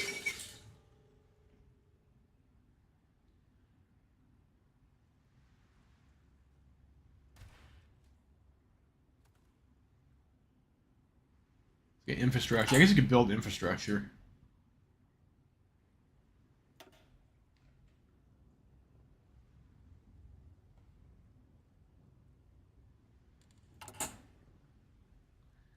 These are simple. We don't really have any supply problems, though. We don't really have that many resources to get out.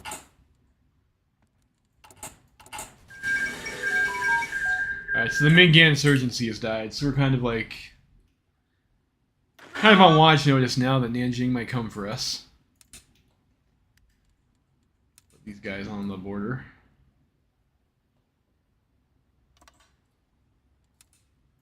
I guess we might as well just use a front line.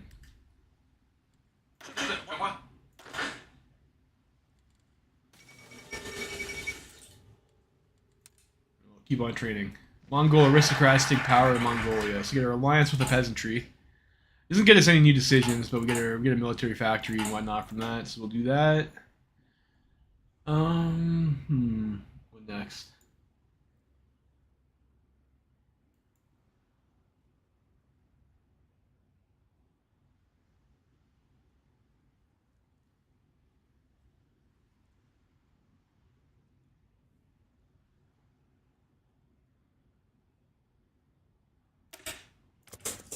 The crossroads of China. We'll focus on our industry first before politics, I think.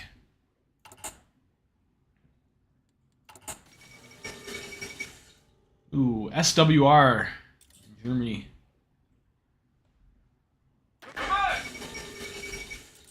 And the Long Dong is elected in the USA.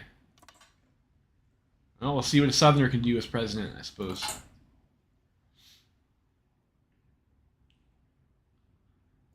Let's do that.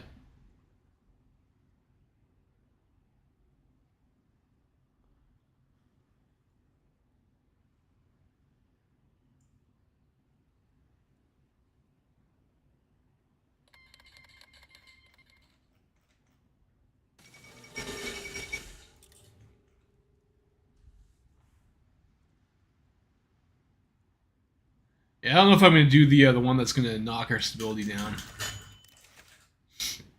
Refugees from Sichuan. Drought and the aftermath of a brutal civil war has caused a terrible famine to grip Sichuan. With the government of Sichuan seemingly being incapable of solving these problems, many have simply given up and fled the province by tens of thousands for greener pastures in our lands. Well, they are the only ones that have fallen on hard times in China. Many, both among our population and our government, demand that we do something to help our fellow Chinese. Others believe, and hardly without reason either, that there's little we can do to help them given the constant strife that's gripped both the South and East. Following the collapse of the League. Given the scale of the situation, turning them back to Sichuan is only bound to make matters worse. Regardless of our nations, our government has filed an official request to the government in Chongqing that they increase their efforts to solve the crisis. So we get weekly manpower and stability. It's going to cost us. It's going to hit us right in the PP.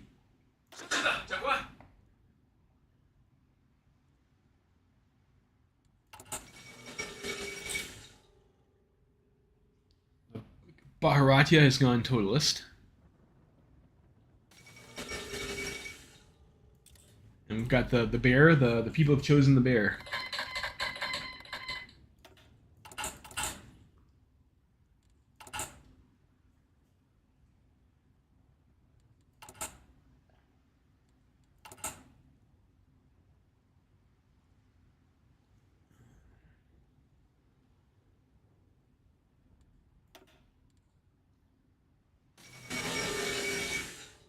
You have Zhu Di.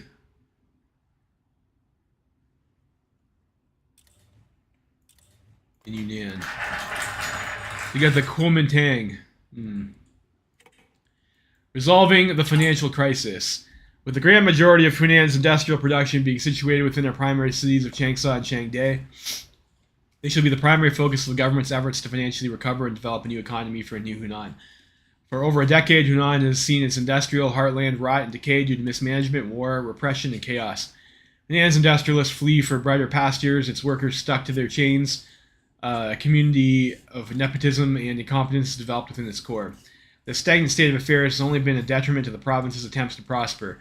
Yet, not all is poor, for Hunan's urban worker population remains steadfast and dedicated to their roles in the workforce, and they are moderately trained in technical skills. Alongside this, Hunan is a province rich with agricultural and mineral resources that only need a concerted effort to capitalize on.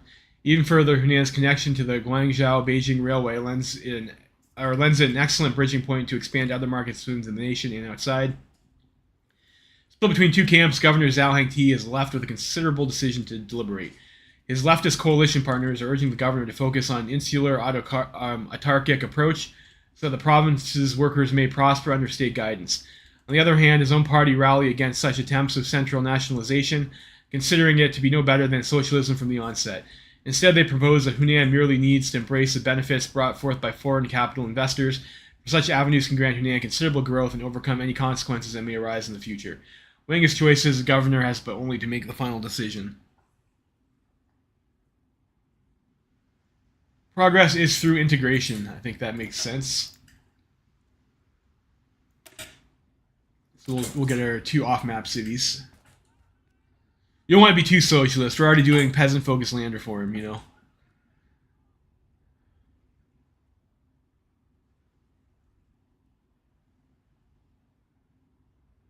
Then we have to do industrial reforms. Probably gonna be more shit to spend our PP on.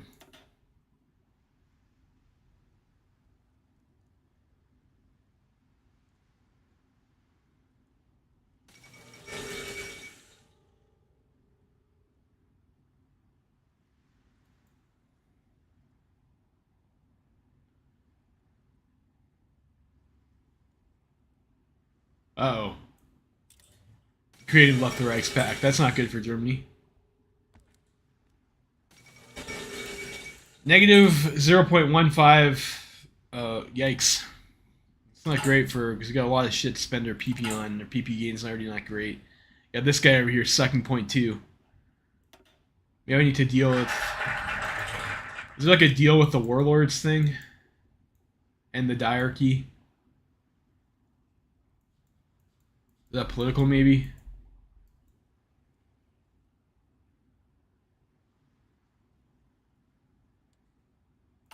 Hmm.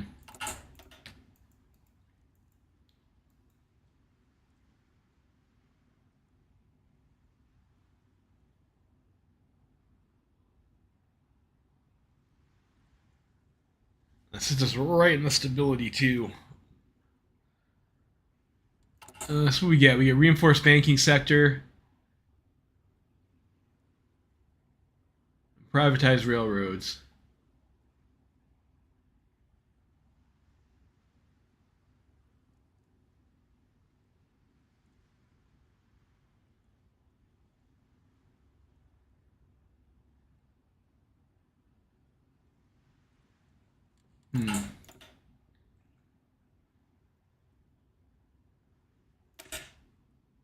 I'm not sure what that's supposed to be.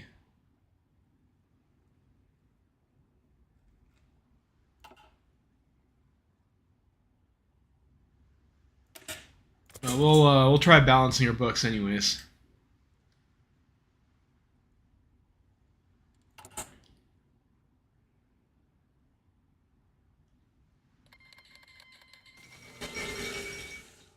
We'll privatize some railroads. So Xinjiang Clique, and I guess they're doing their stuff over here in the west. Socialism in Norway. Balkan War 4. So I need some advice. Maybe we should try to get an advisor. Quan Yang Ming. Help with some of that stuff.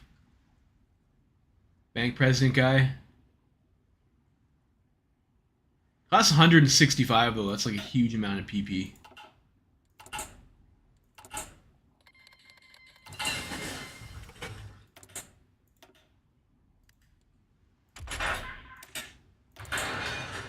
Get radio, I guess.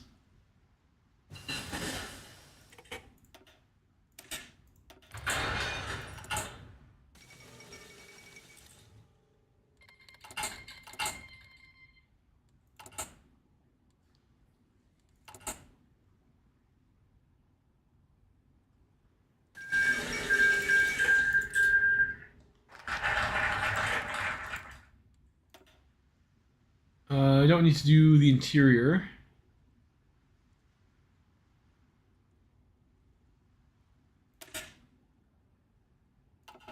I don't know if I want to take a political power negative at the moment. Let's do the form our grand coalition. We got some more decisions we can do here. cheap credit, give us some more war support.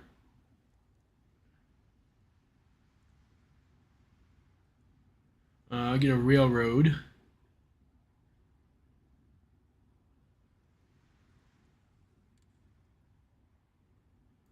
They've canceled their non-aggression pact. That's a little bit sus of them.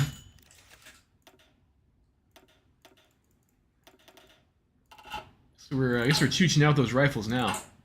Let's train some more of these irregulars. Constitution Day. Today is the anniversary of the restoration of the Hunan Constitution, one of the few holidays wholly unique to the Hunan province. Celebrations are being held in every major city, with Governor Zhao giving a speech in front of the governor's office, stating how honored he is to lead one of the truly democratic provinces in China.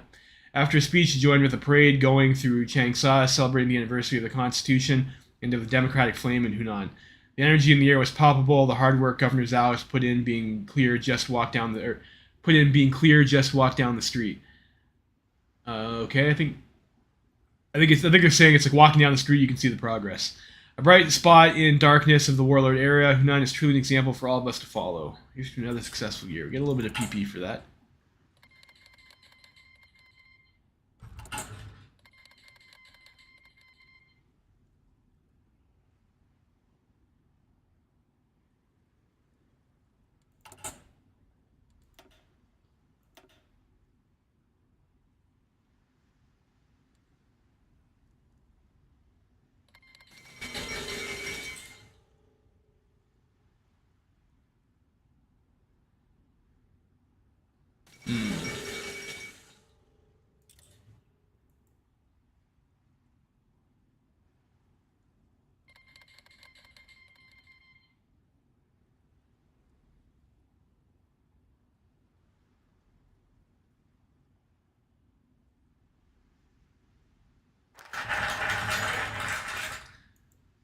Lines in the sand. The Governor Zhao may have won the election, but that does not mean Hunan's democracy is secured. In fact, between the surprise success of the Kuomintang and the assembly members elected under the warlord influences, Tang Jiangming, Chen Kuzan, and Tian Yingzhao, it seems like this election has served to give more authoritarian figures a stronger hand.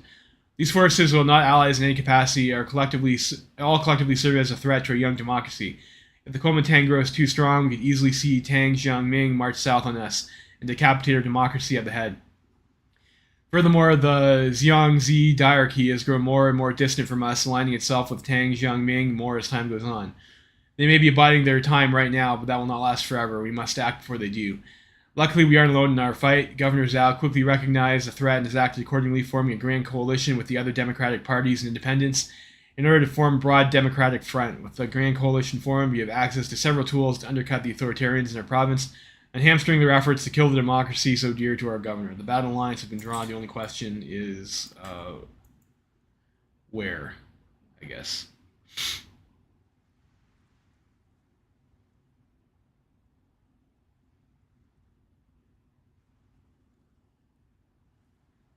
Let's get the 50 PP here.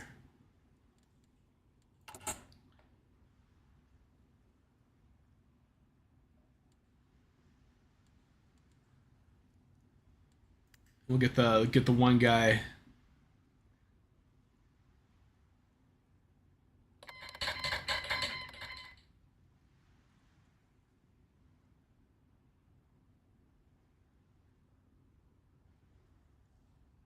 What the fuck is this? So I click the focus, now I have this problem.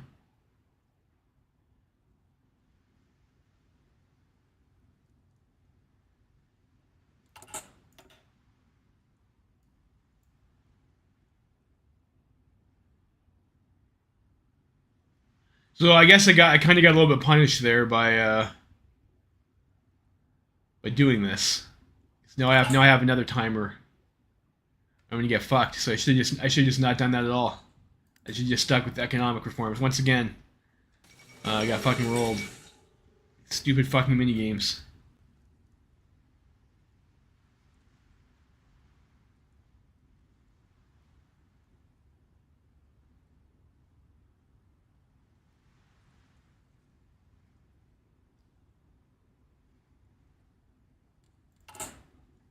Sucking up all my political power.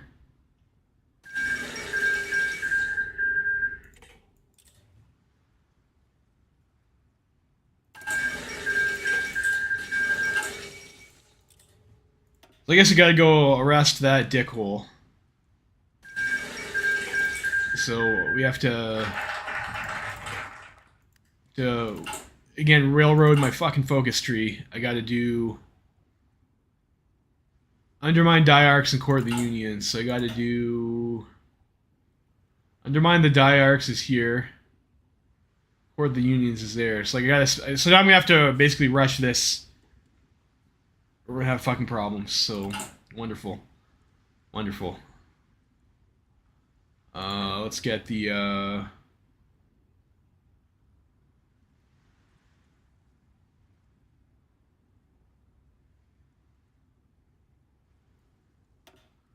Get that guy, gives us more political power.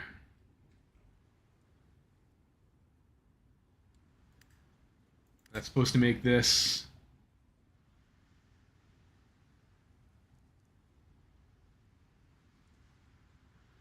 So it's still the same, but it gets 75 days off the clock. I mean, I guess we can do that.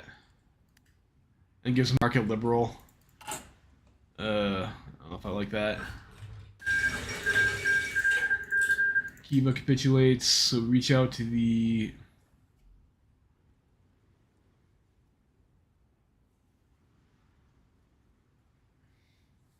So research speed 10%, and the consumer goods probably a bit better than resource gain efficiency. We'll do the intelligence stuff first.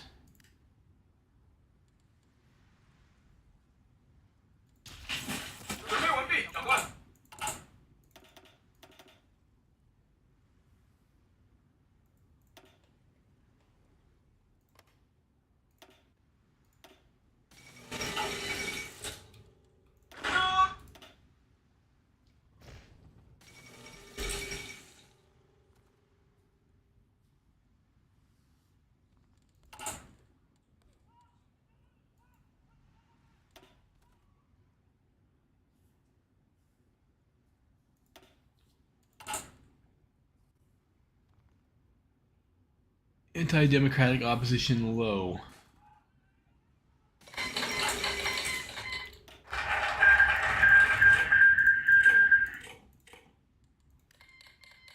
And of course, our research slot's all the way over here. It's not even on the path we're gonna have to take. Do I get that anyways? I think we just keep on and do this before, because like, this says it has to be moderate or lower.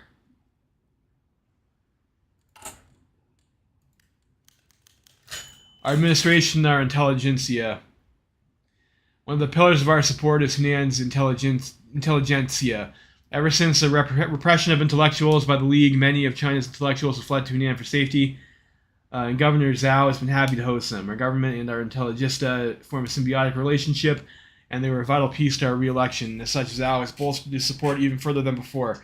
These efforts have turned Changsha into an intellectual hub, a place for the brightest minds of China to meet and speak on matters plaguing the nation. This quite naturally reflects well on our own administration.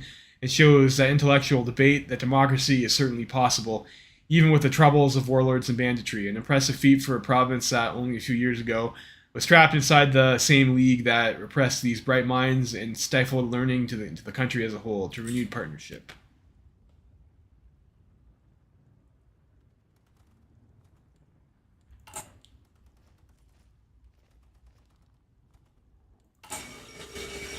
Icelandic independence.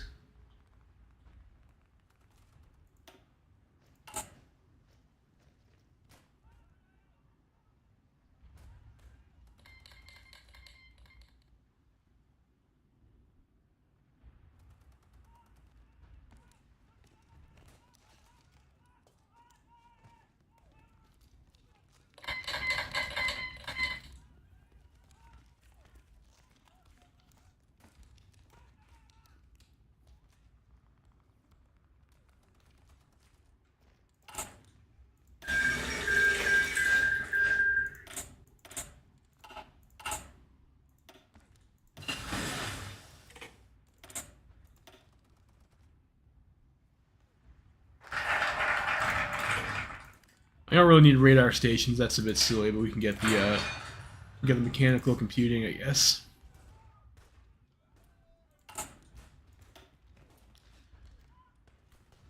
Reach out to the peasantry.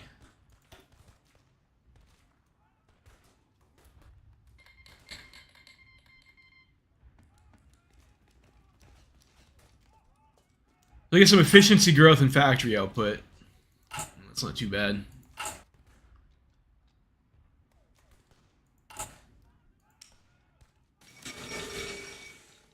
Buy 1 steel from Germany.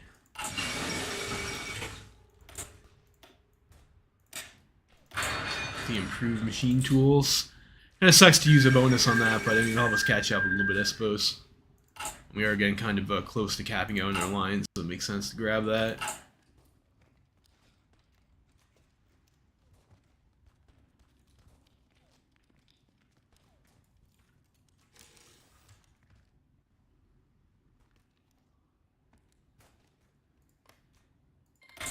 Oh yeah. Hunan here. The Engineering Warlord.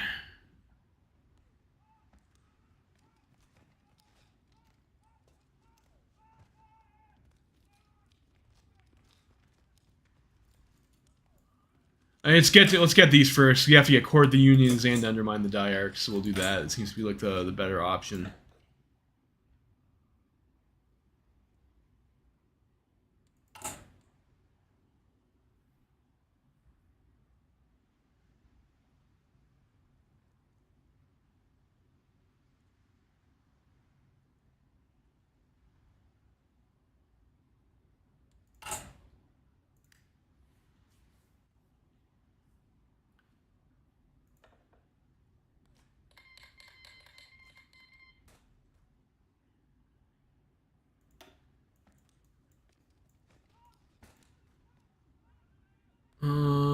HOI4.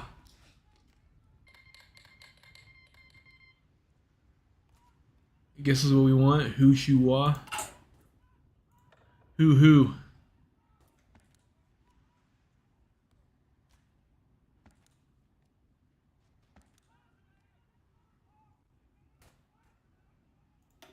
We can get that guy, I guess. Give us extra research speed.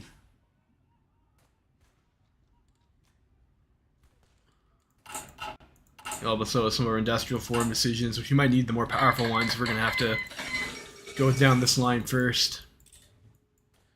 The Ma-Tibet War.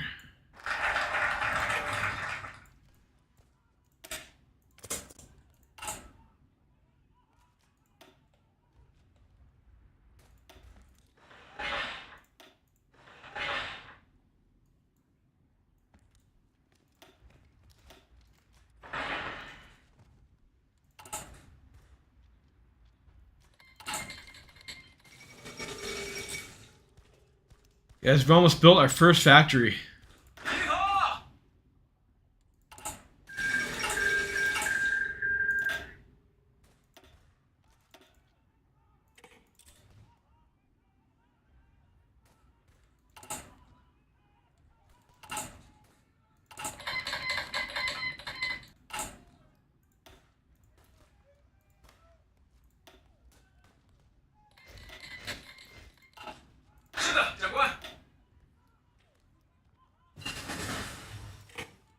We got our machine tools.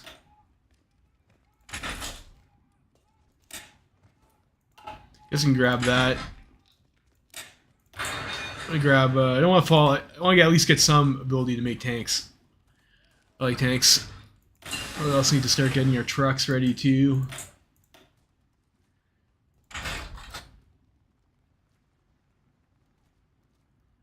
Our economy's still a bit shit. Let's get the early truck.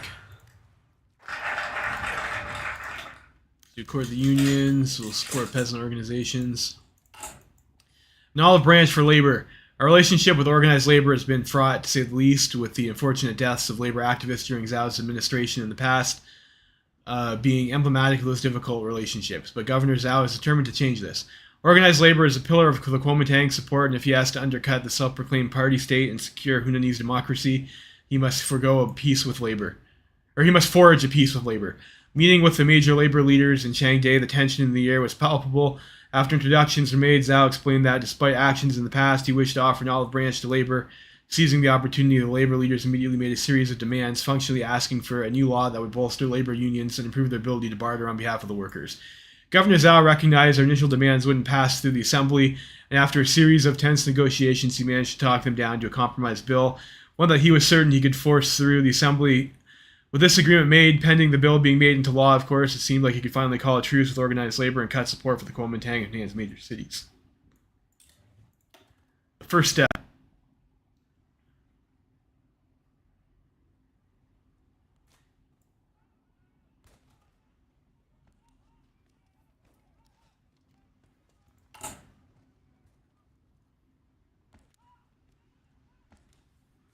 Gotta come for that guy.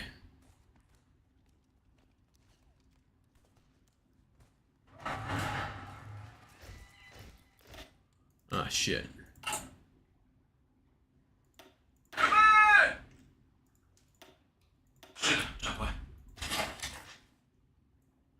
So we're capped out in our divvies. So what we'll do instead, maybe we'll start increasing the size of our unit. We'll add the I don't want to add the artillery in because I don't want attrition in our artillery when we're training. We'll do that.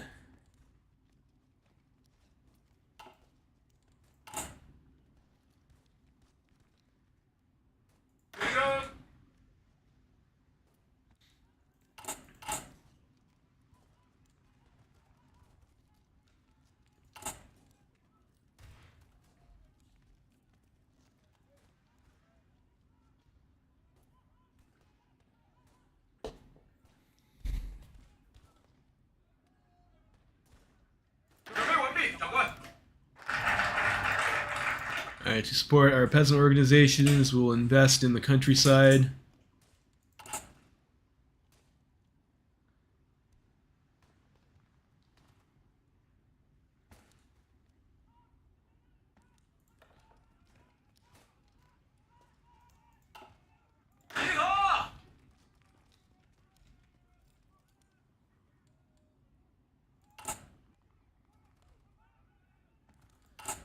"71 days on rifles."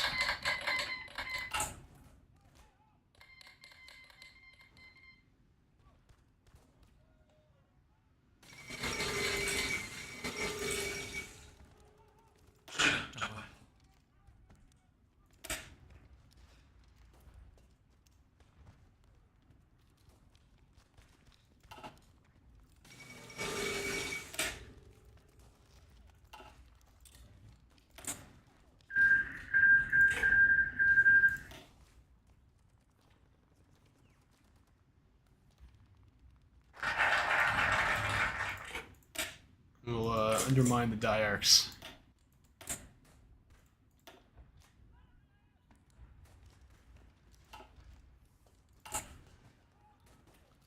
Be able to upper mobilization soon too, so that'll help. More factories. Factory output 10% for sea goods 5% is definitely good for like our current economy. It's better to have the factory output, I think.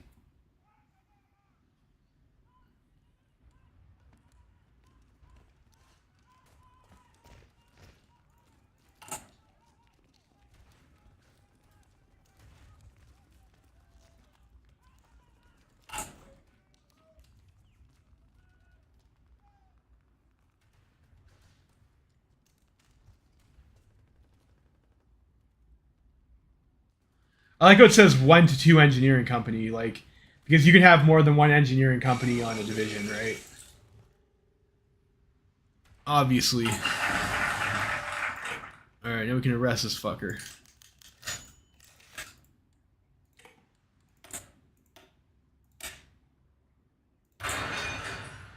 Arrest Tang Jiangming. With Governor Zhao's position fortified and properly secured, he can finally move against one of the biggest thorns in his side, Tang Jiangming. With bad blood between the two men running deep ever since Tang arrested Zhao and threw him in Beijing prison on Yuan Shikai's orders, Zhao had never held the man in good light, despite both having Zili sympathies. The governor has just given the order to commander of Hunan's 1st Division, He Yaozhu, to take his army to Yuyang and formally arrest Tang. Only a few hours after the order was given, He Yaozhu was outside the city when Tang Jiangming's garrison came out and skirmished against He's forces. Ultimately, Tang was outmatched and he retreated across the border. While this sadly means Zhao is unable to arrest Tang, it does mean that he can no longer pose a threat to our democracy. Okay, so at least we dealt with that.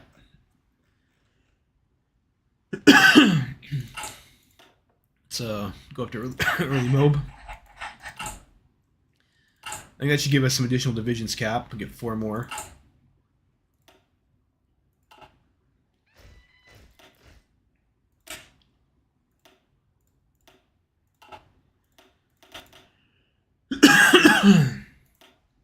So we'll do that. Expand our university. Old allies, new problems. The Zhongzi diarchy in the west has generally been aligned with Governor Zhao's clique. Despite this, they serve as an obstacle to the burgeoning Hunanese democracy. Working within his powers as governor, Zhao has made several reforms in the west, curtailing Tian Yingzhao's official positions in terms of power, and using his forces to ensure that western villages' local representatives are those who will properly represent their villages rather than serving the interests of the diarchy. These reforms aren't without their opponents, and the diarchy controls a notable amount of seats in the assembly, who made their best attempts to block the reforms on the assembly floor. Support against them came from, much to their own surprise, many of the assemblymen voted on the Kuomintang ticket, seemingly finding Western diarchy, a pair of warlords, is more intolerable than Governor Zhao is. Chief among those members was former Governor Tan Yankai, who gave an impassioned speech in favor of the reforms. We know not what his intentions were behind this, nor what benefit it will provide to him, but we are certainly grateful for his assistance in removing the warlord influence in Hunan. An allied warlord is still a warlord, so I guess we get a few more generals. Alright, we got rid of that guy.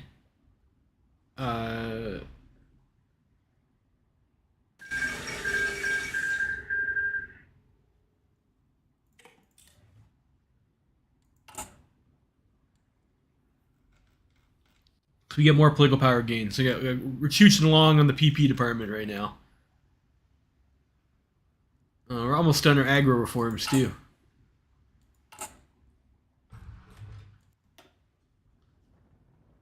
We're getting close to doing our first army reforms as well. So things are going along in Hunan, I guess. Constitution Day, get another 5 PP, I'll take it.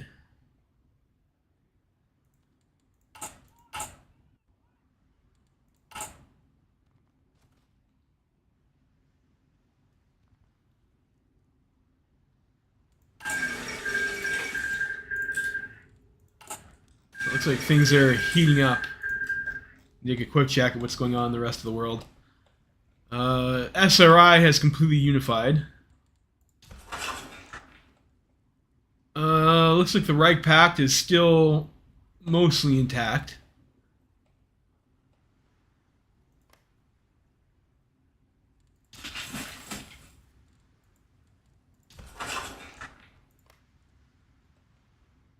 Spanish Civil War is still going on. Southern Syndicalist Alliance. Yeah, it looks like the socialists are going to win in America too, or South America. I guess it remains to be seen.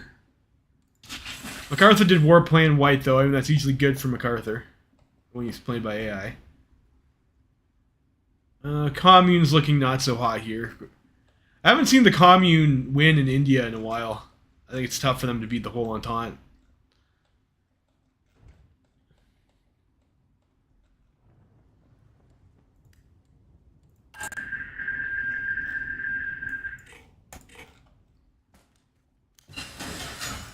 It looks like the Kuomintang or the Ma Clique have been a little bit fucked up here. Fallout of the Northwestern War. How's it going, Luis? The panic, the bloodshed, the bodies, the refugees. Horrible news floods into Shaanxi and indeed the rest of China. The Zaibai San Mav collapsed under the weight of the Buddhist advances. Routed on the battlefield by the triumphant Mongolian-Tibetan coalition, the various Hui clans have lost substantive territories in Qinghai, Xiyuan, and Ningxia. What's left of the old Ma Clique's battered armies have fled into Gansu in disgrace. The Hui, a predominantly Muslim ethnic group, see themselves as Chinese and are considered an integral part of the Chinese nation. By contrast, the Mongols and Tibetans are seen as successionists, and their victory means to the Han Chinese majority the possibility of losing core Chinese territory to rebel groups. In the chaos that has ensued, the Kuomintang has sent its armies into Gansu ostensibly to help defend it from marauding enemy forces. With little capability to resist, the remaining Hui leaders have laid down their arms, and the Kuomintang has met little resistance. It seems that the influence of Taiyuan now expands to the northwest, and the potential for future violence looms, a national calamity. Ooh, I guess that's Yan Jishan's guys, right?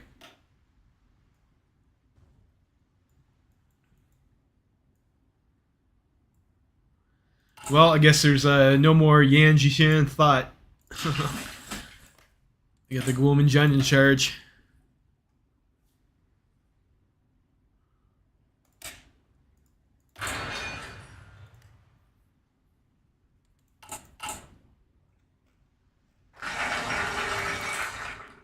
Alright, we expand Changsha University so we can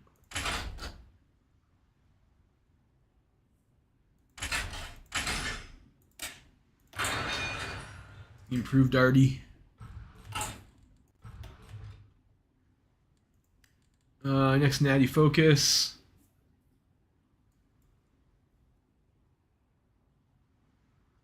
We can get some political liberties and stuff like that over here. And if we want to go on our industrialization, though, we'll open up our doors here.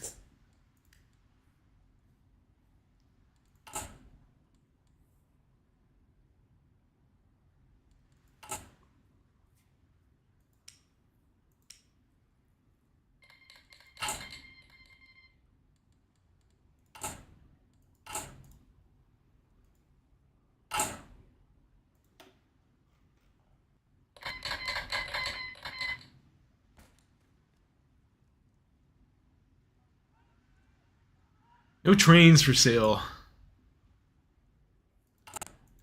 Fortunate. I'd like to get some maybe planes, trains, and plantains.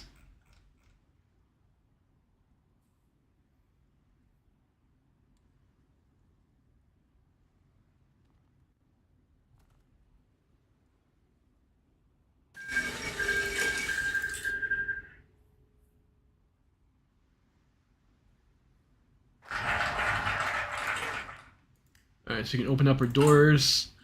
I think we can do something after we finish agricultural reform, right?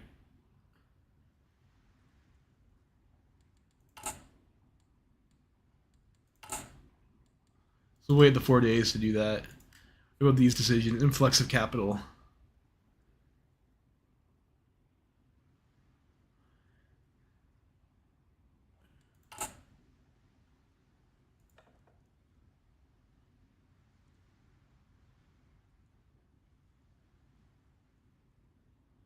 Didn't I pick the guy that I'm supposed to get better decisions from this? Like Hu Xiao or whatever? Like I got the guy.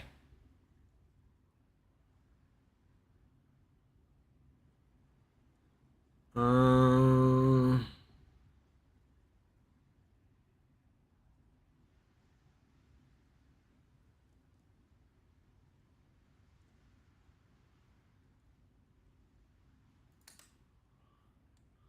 let's do that anyways. Start trying to deal with our industrial reforms progress.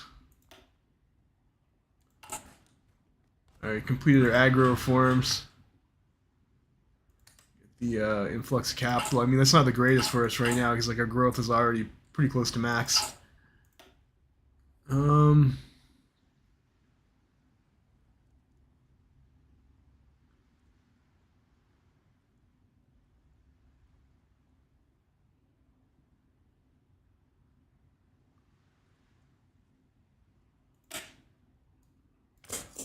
Ensure a healthy competition. Or no, I don't want to do that. I want to do the brilliant success story. I did finish the agricultural reforms though. Okay, I just need to get that. Now we can do it. I think. No. Jeez. The critically malaise-ridden, suffering-inducing, poverty-stricken agricultural sector of Hunan has finally relinquished its grasp on the province's beating heart. Through tireless efforts of our bureaucratic agents, our governance, and our people, Hunan has managed to wipe out decades of agricultural inequality. Achieving long-deserved stability and prosperity for its people, the populace now looks on to forever brightening days.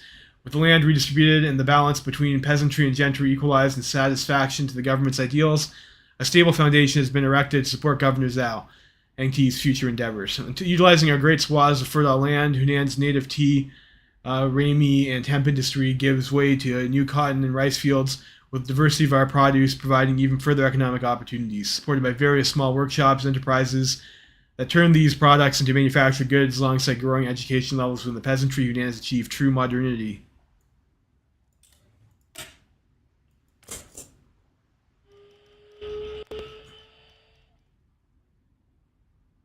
League of Southeast Provinces. So those guys are coming for us.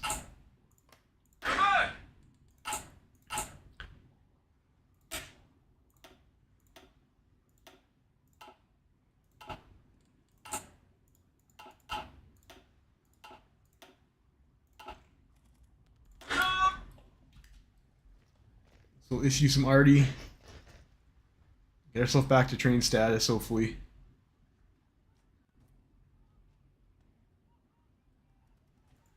Alright, we're gonna have to entrench. We're gonna defend democracy. Field marshals.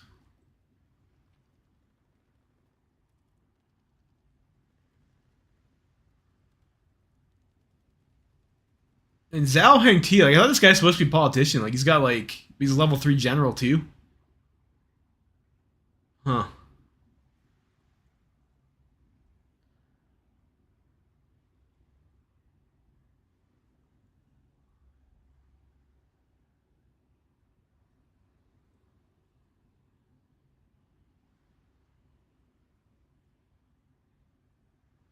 That's pretty good. You get, like, a regulars officer.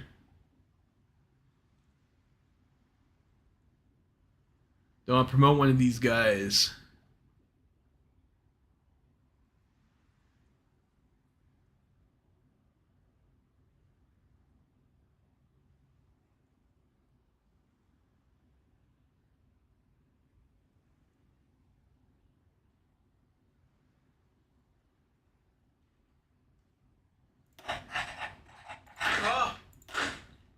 I guess we can go with Zhao.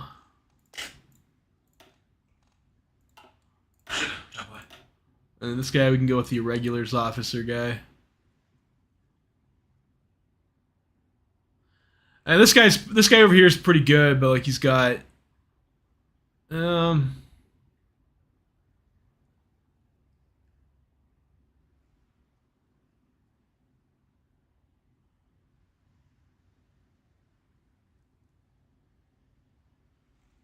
know, we'll go with the harsh leader.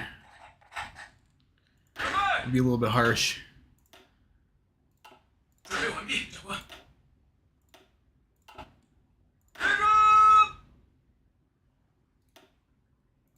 guess we need another field, or I guess we can throw them in the same army actually.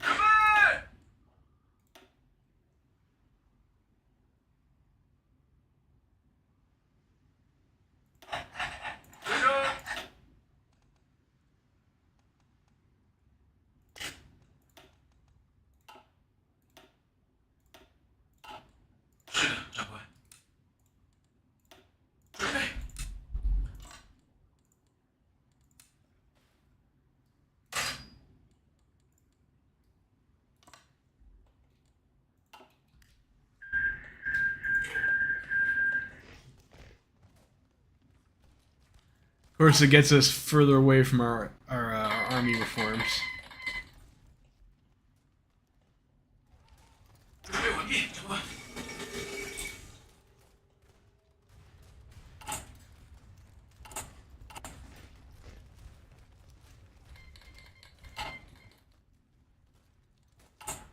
I'll see what they got.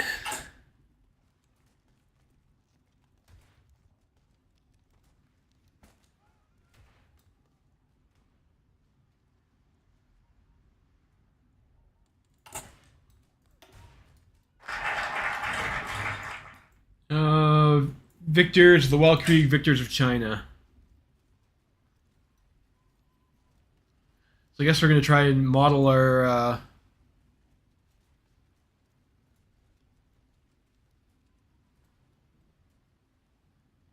yikes, that's not great. Well, I guess we're doing it. Victors of the Weltkrieg, victors of China. So we'll be having our faux German irregular infantry.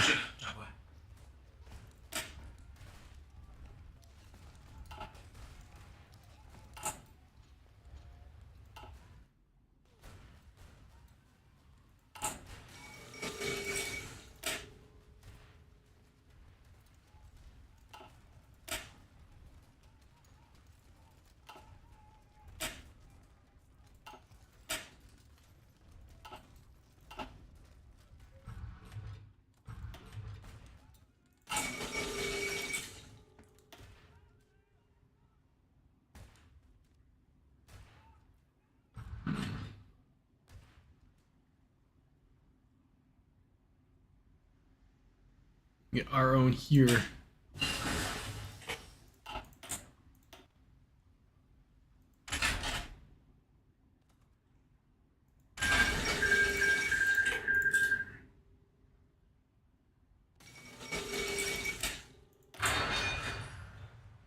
Working in our industry still.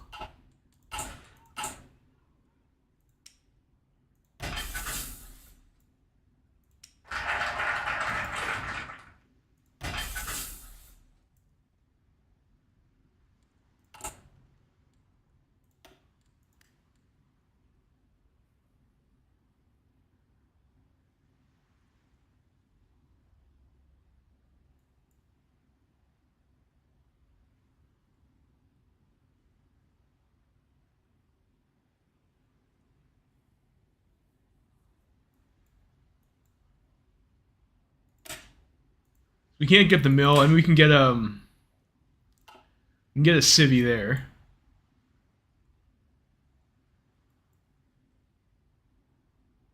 Get a civvy here too.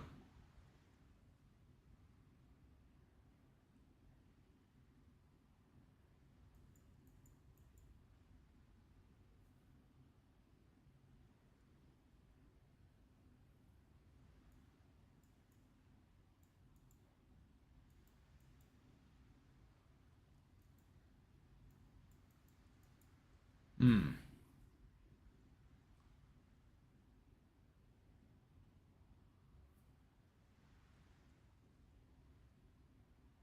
Excavation. Maybe get the military factory here.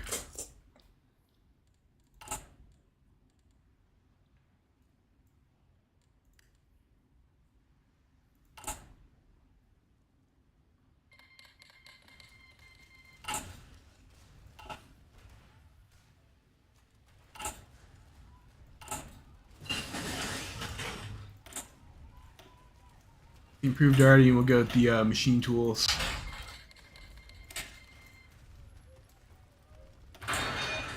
Yeah, like we got a pretty good research bonus. We get the basic medium chassis.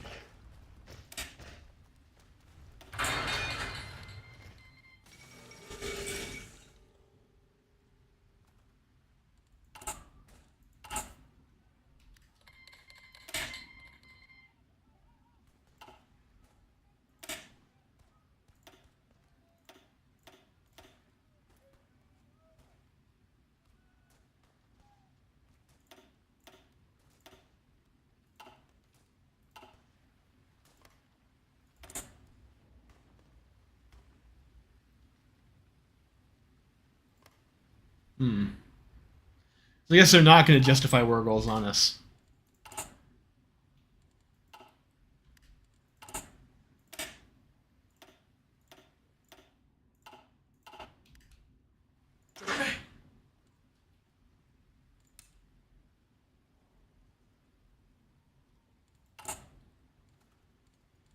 I think for regulars don't get doctrine or something, that's why they're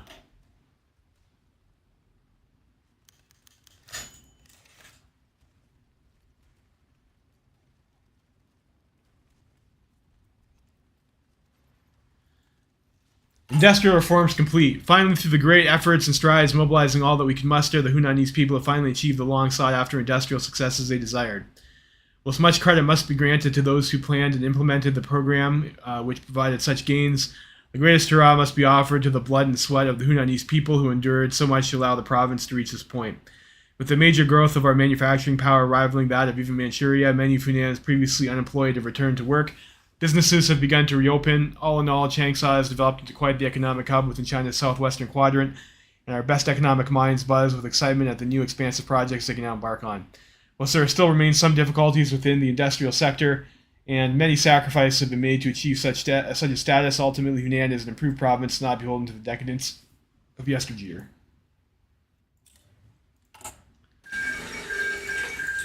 I'll mobilize some more.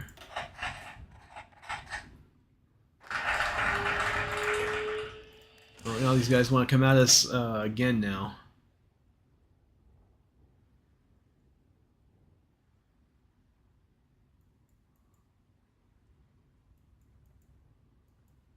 Fostering the middle class. That's pretty good. Let's go ahead and do that.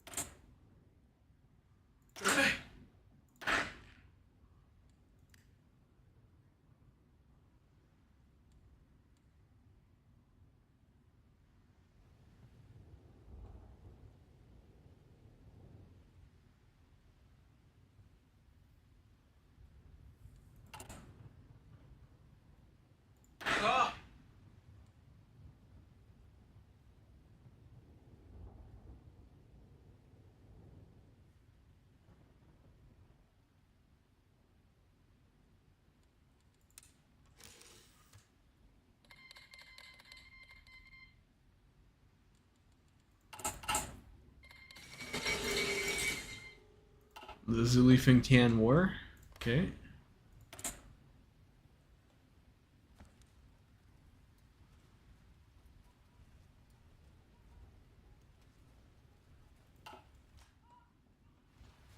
Oh shit, so these guys are also on the Qing now too, so I gotta have more divisions.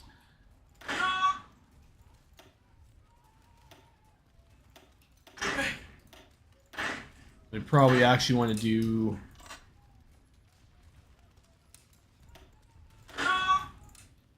I guess it's all just one front line now.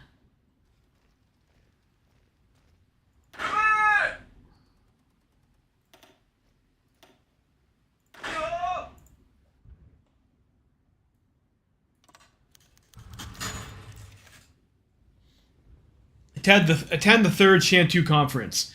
This position secure in the Guangzhou Federalist Government, Chen Jiangming has invited us to the third Shantou Conference. We attended the first two conferences in 1924 as members of the Federalist Movement, which led to mixed results as our movement failed to end the war between the North and the South. We expect that this time Chen Jiangming is aiming to form a new national government based on his ideals for a democratic and federal China, which he believes is the only way for the Chinese people to be free and prosperous. If we were to attend and agree to his reconstruction plan, it's clear that we will eventually have to adopt a federalist constitution, transfer power to an elected assembly, and more importantly, have our armies absorbed into central command. While this is not ideal for us, Chen's ideas have grown popular in southern China, and joining him will help stabilize our province and put us in a prominent position in the movement.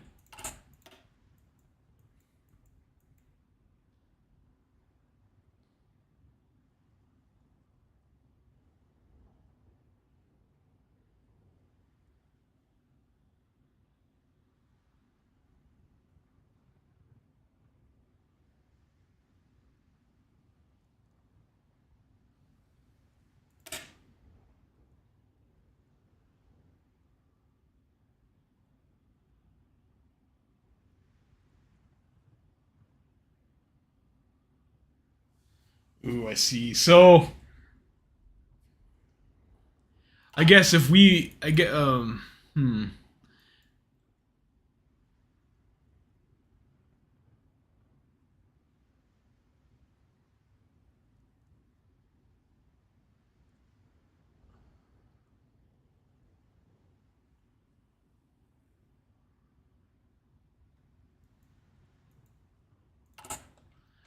I guess we have to. Oh man, this is a bit crazy here.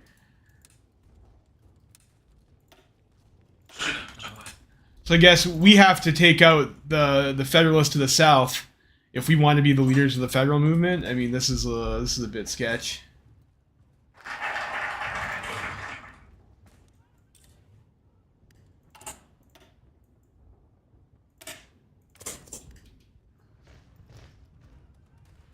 It's probably suicidal here.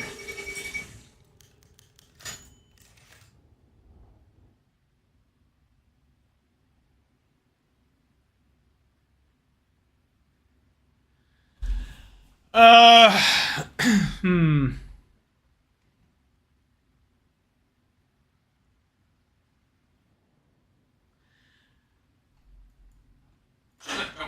Do I just lose the game if I take this? I don't know. I think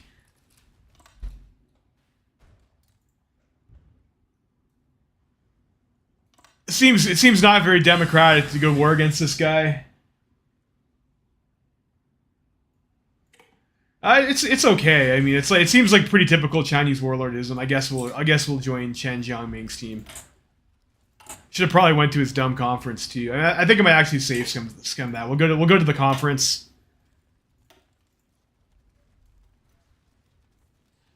I think going to war against the Federalists seems like a little bit silly. It just seems like completely out of left field that we decided to do that. Although I don't like that we're not the leader.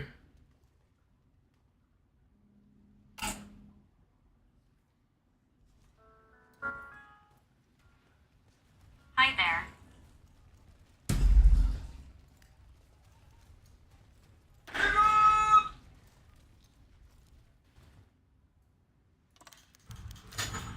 Yeah, so we'll go to Chen's little sit down here. Declaration of United Provinces.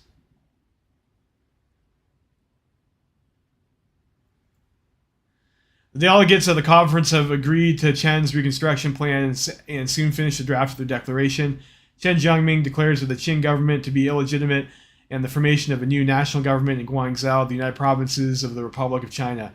The conference then elect him as the provisional chief executive of the United Provincial Government, promptly announcing another conference to draft a provisional constitution for the Federalist government. Our province has been formally invited to join the Federalist government, and we are expected to join Chen Jiangming against the monarchists and militarists in the north and the party dictators in the east. So we'll let our divisions get into position at least.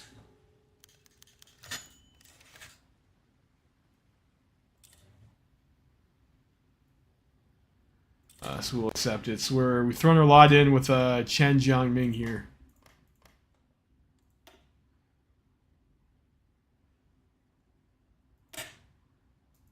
We'll revise our Monroe Doctrine.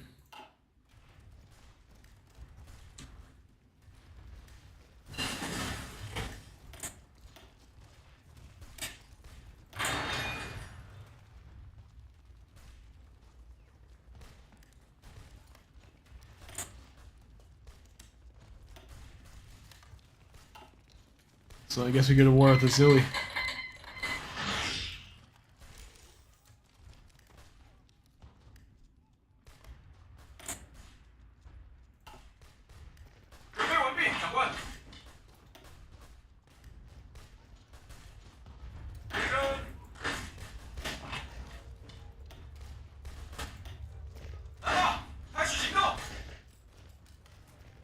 We get that, we'll be able to cut off all these guys.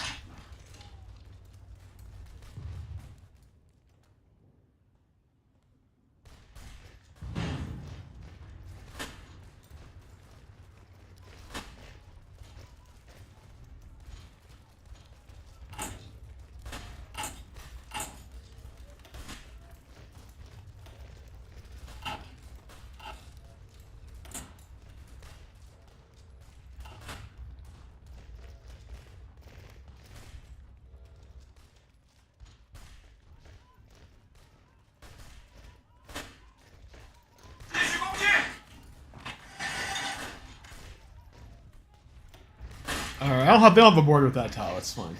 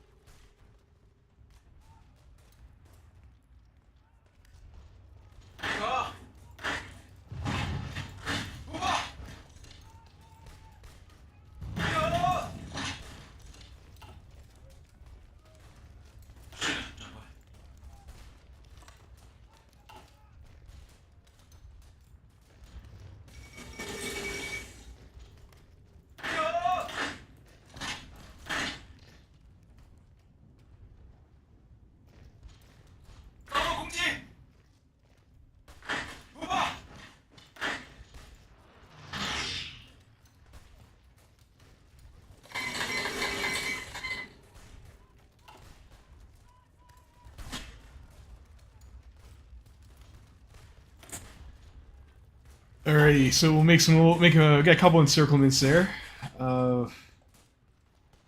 Fortunately, it looks like our Federalist comrades in the south didn't do so great on their army.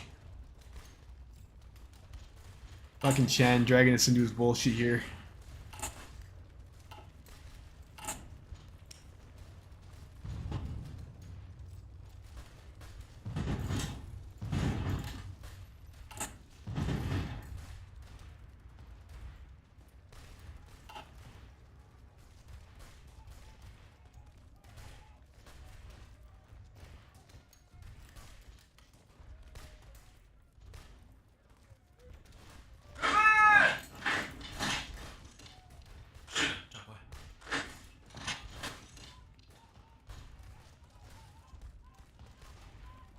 We can get across the river there.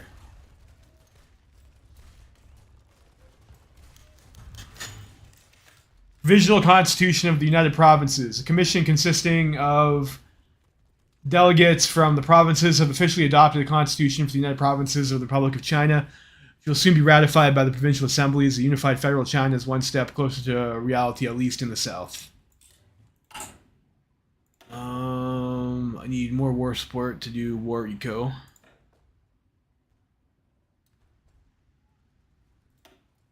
Self-army drill guy. Of course, as soon as I do that, I got my additional war support.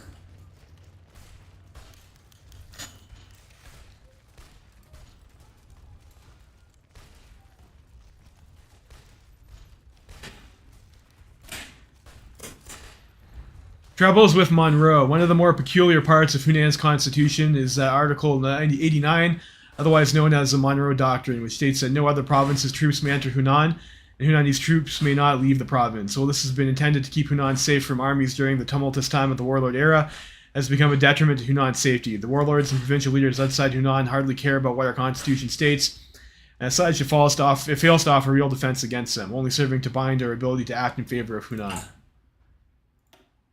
Start training some cav divs, maybe. So we can do a little maneuver. With these thoughts in mind, Zhao has pushed for the Monroe Doctrine to be amended to allow Hunan's armies to march out of the province, and for the central government to move through Hunan when necessary. Defending his amendments in the provincial assembly, he's pointed towards the northern expedition, the League collapse. The 2 times the Kuomintang forcefully marched their troops into Hunan, stating that the Monroe Doctrine did nothing to stop them, and that they didn't hesitate for a second because of it. To his surprise, the assembly was shockingly receptive to this argument, and it seems the 2 Kuomintang armies marching into Hunan had served a wake-up call for many in the assembly, realizing that the only way for Hunan to truly be safe from warlords and enemy armies is for China to be united under one banner. Hunan and a new China.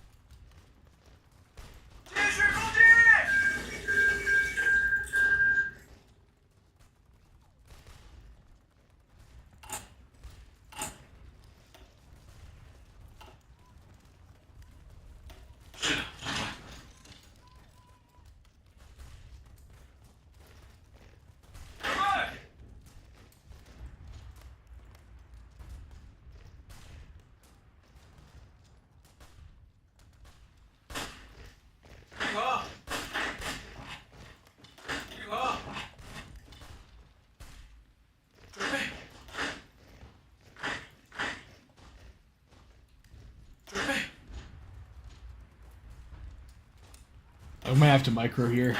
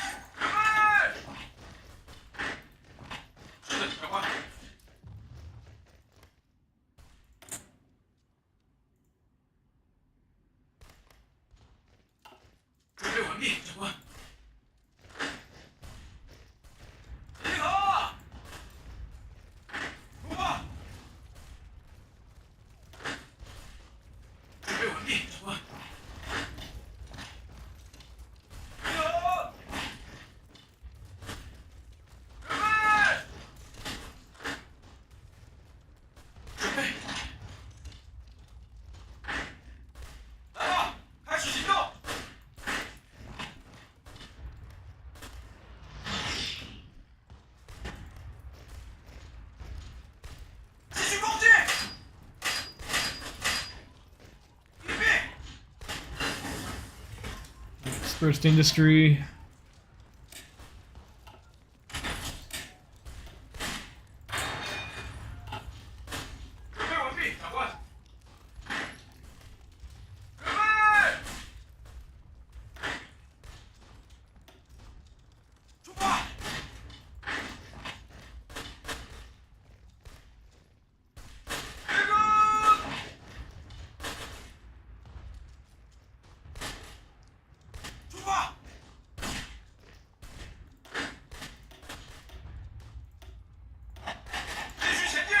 I probably need a different guy there.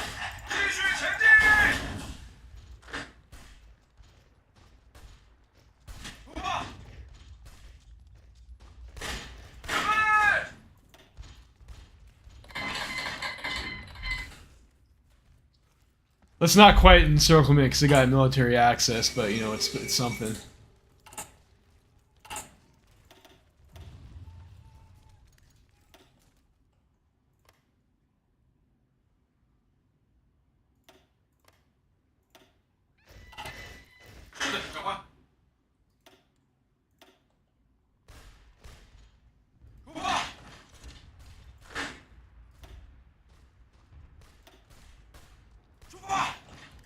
Go, go, federal government. Do, do, do, do, do. Alrighty.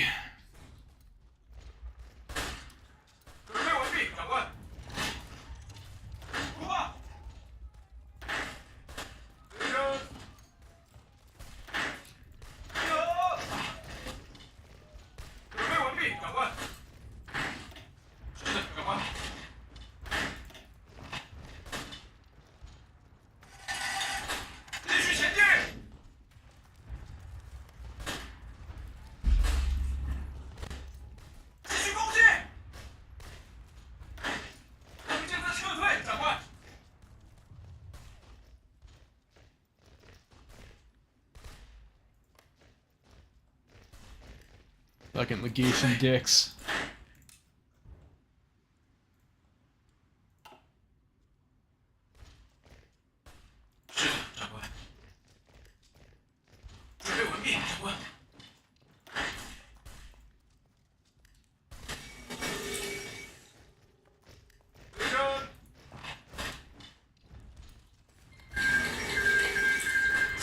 CNT FAI lost. That's you don't see that too often.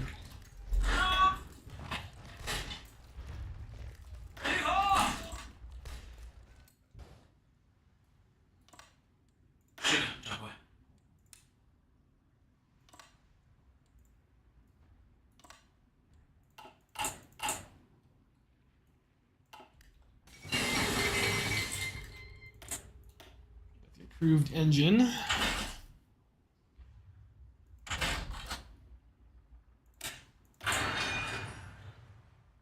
We'll get the construction tech.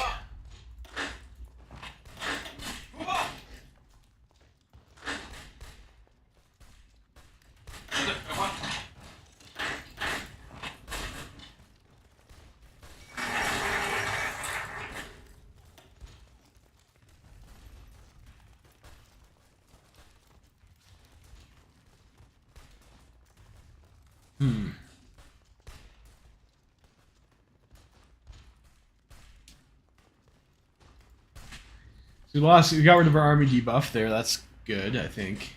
For the one anyways.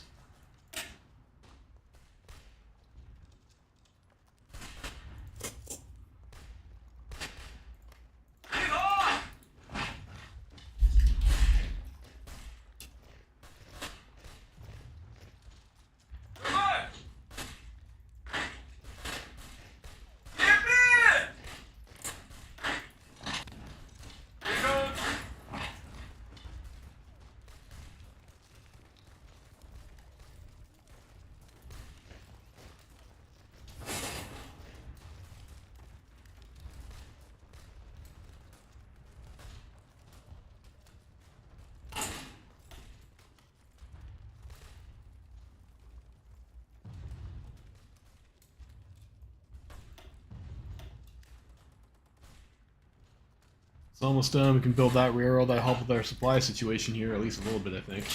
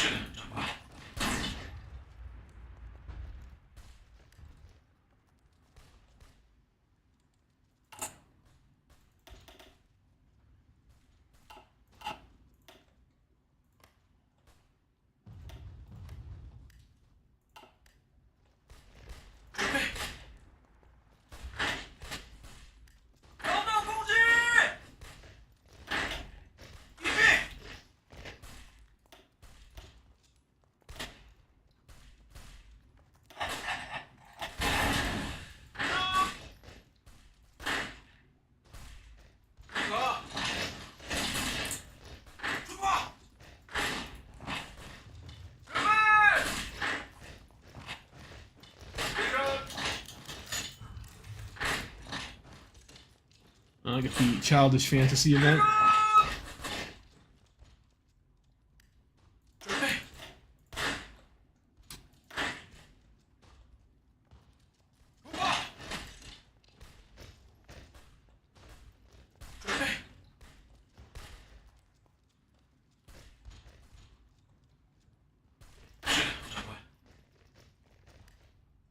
Well, that's not good.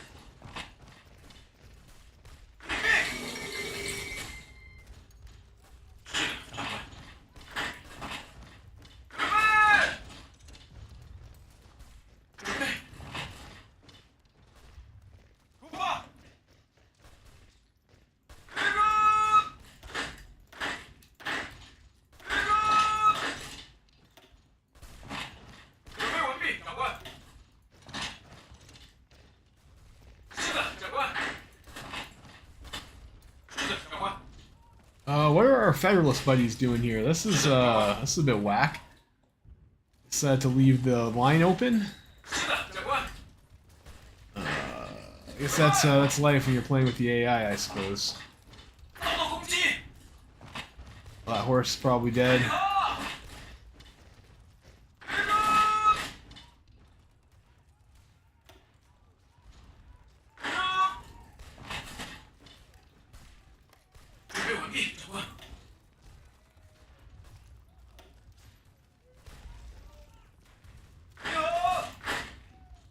Stupid AI.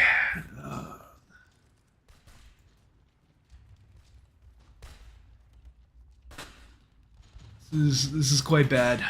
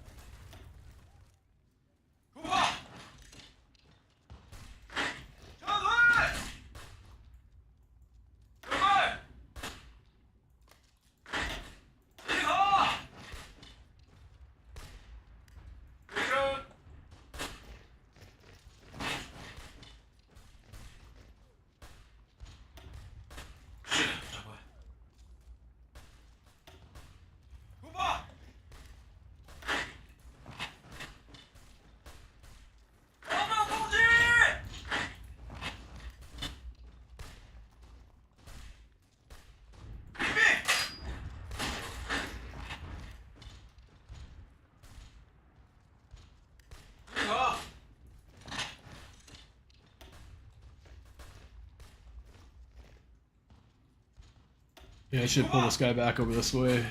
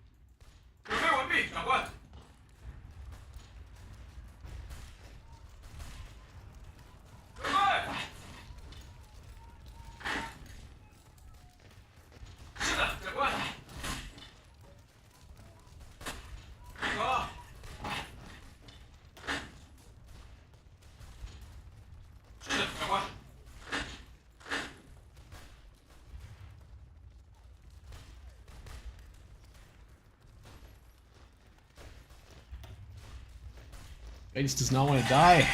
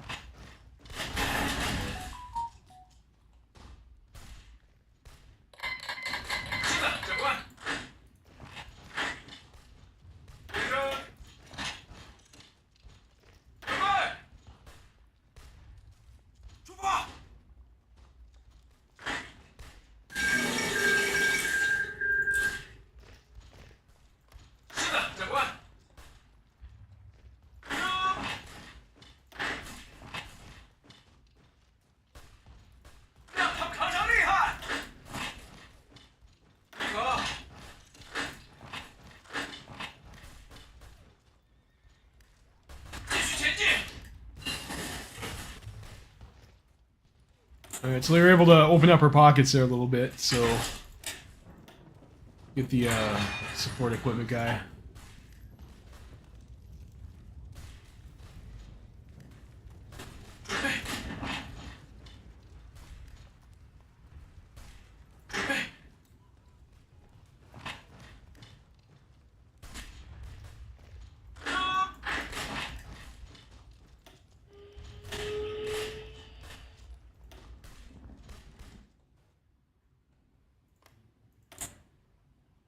Oh, come on, Zupaide! This fucker.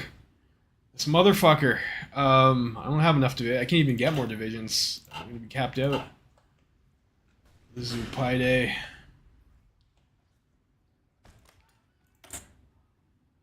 many divisions does this guy have? 15 to 49. Oh, it's not great. It's gonna be a sloppy fight.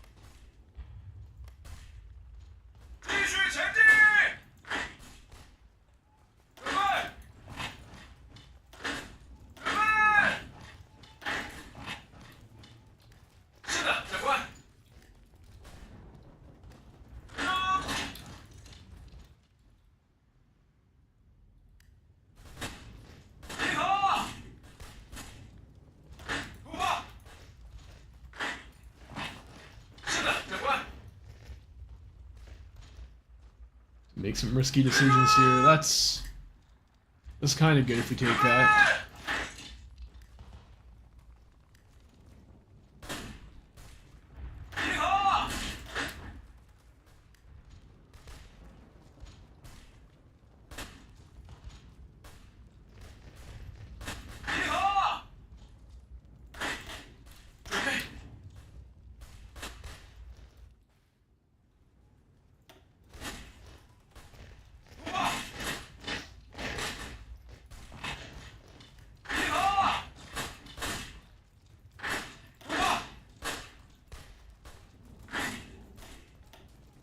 是的，长官。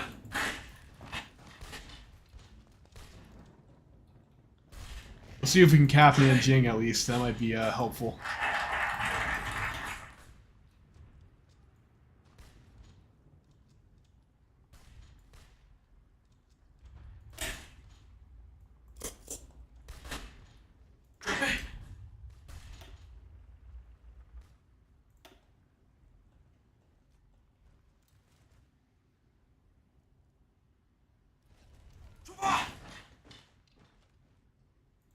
Is Sichuan on our team? No, they're not.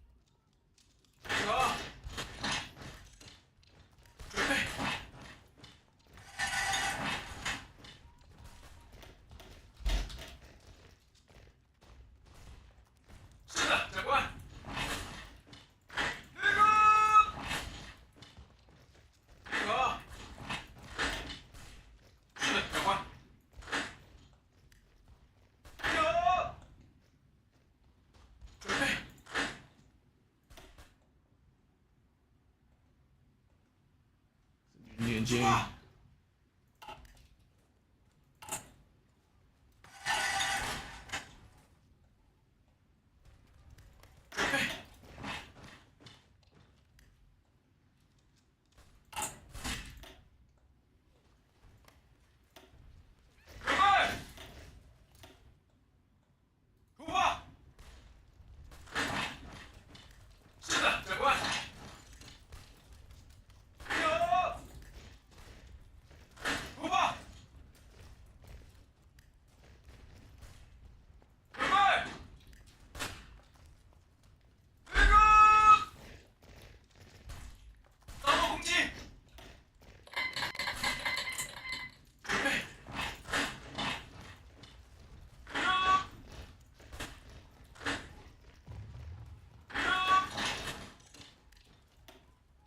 League of Southeast Provinces. Not quite there yet. Gotta get more.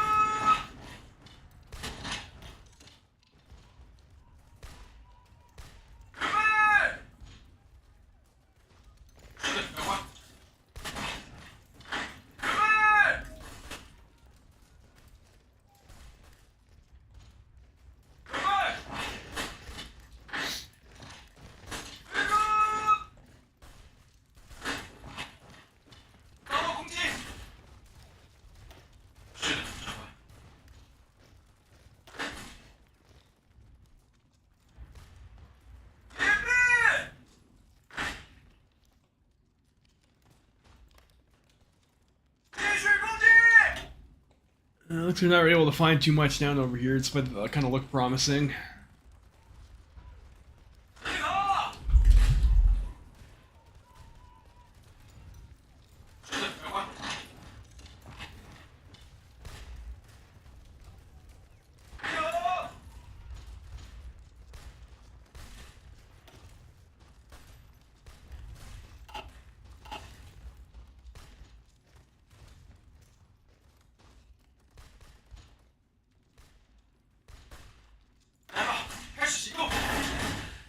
I guess it's gonna die, unfortunately.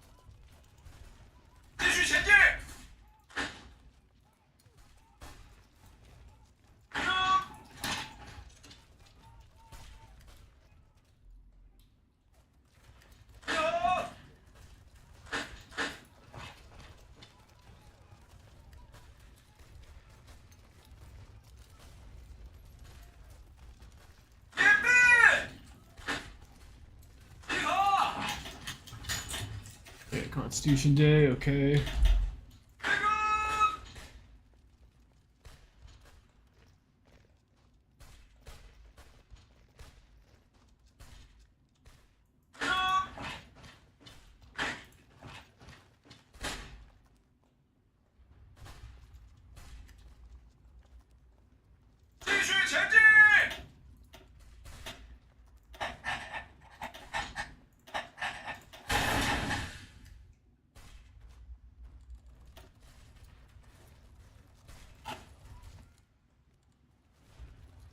can't quite cap him.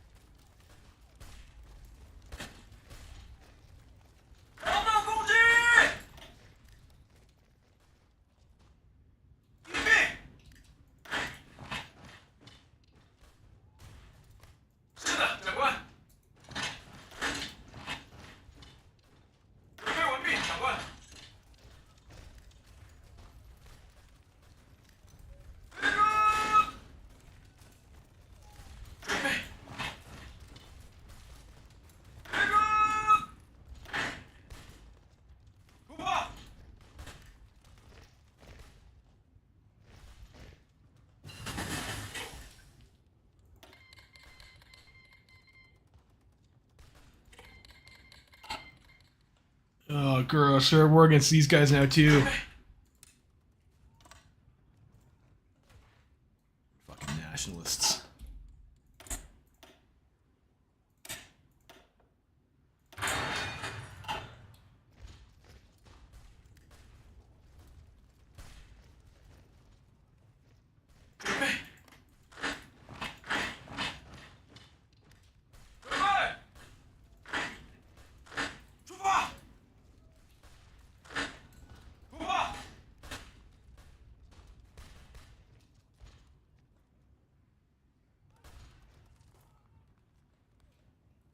At least that border is going to be relatively easy to defend.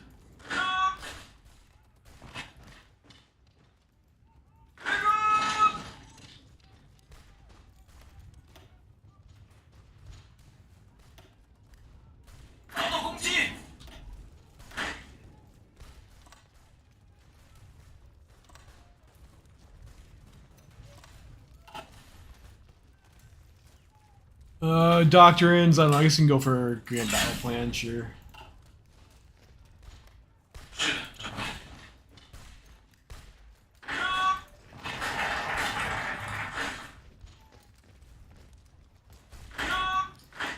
Better for you to do that.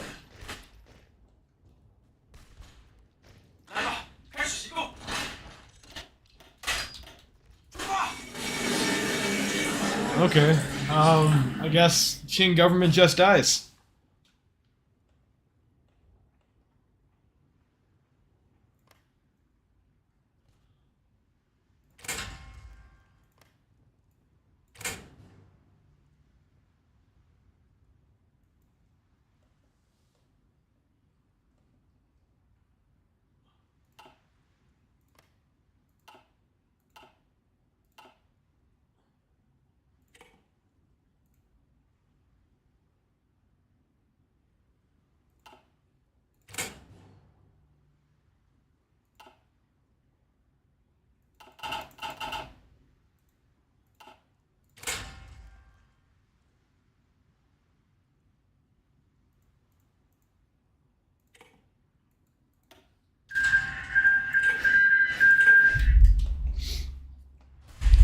Okay, so I guess we got that.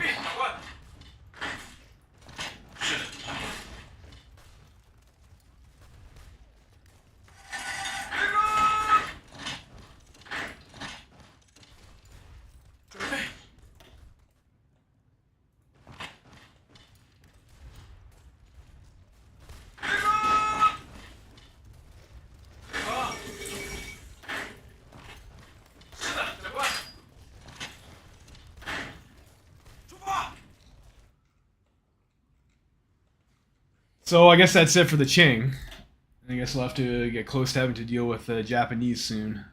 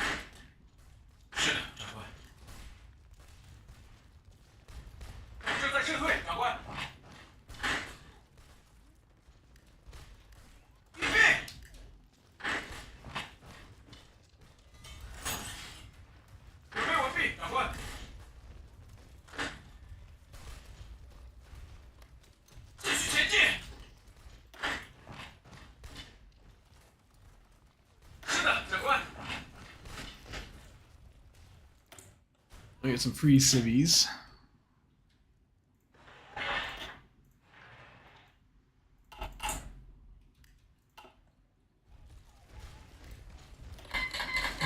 Okay, I'll take some free rifles.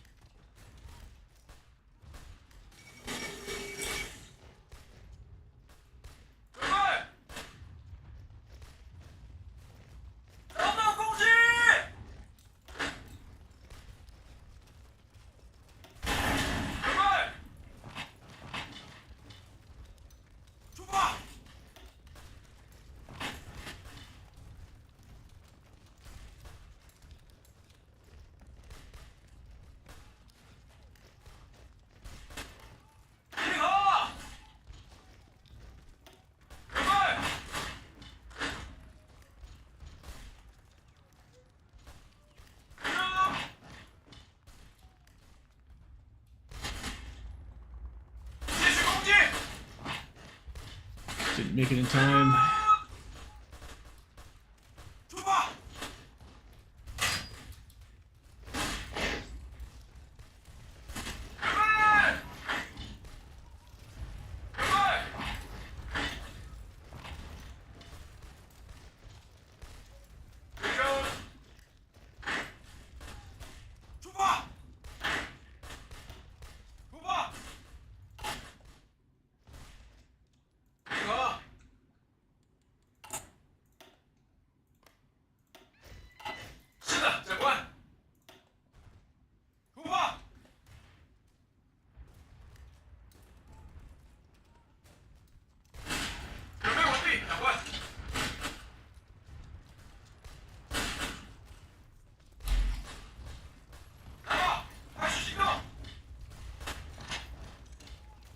You do actually need to attack there.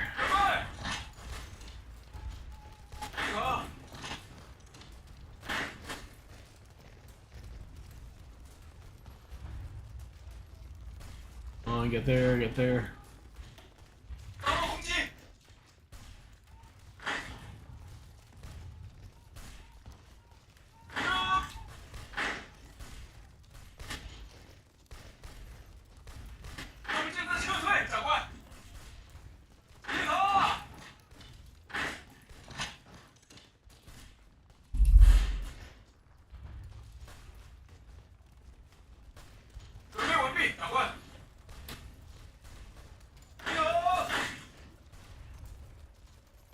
It looks like our allies are going to push against the Shandong, so I'll bring these guys down over here.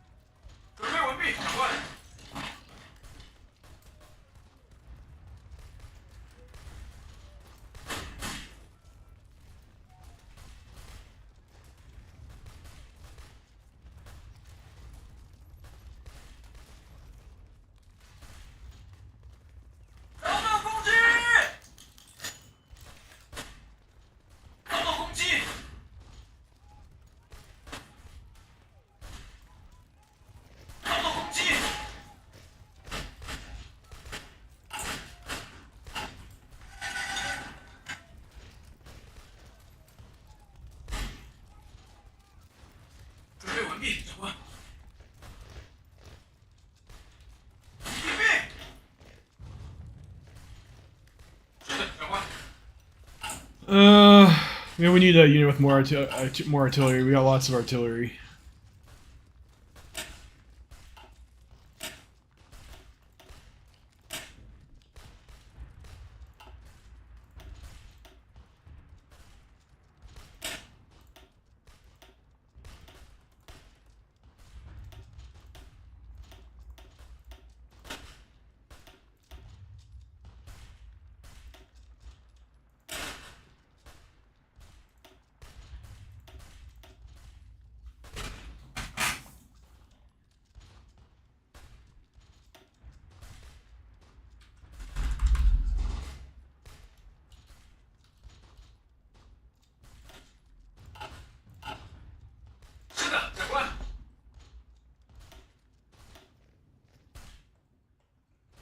Probably don't want to use those guys.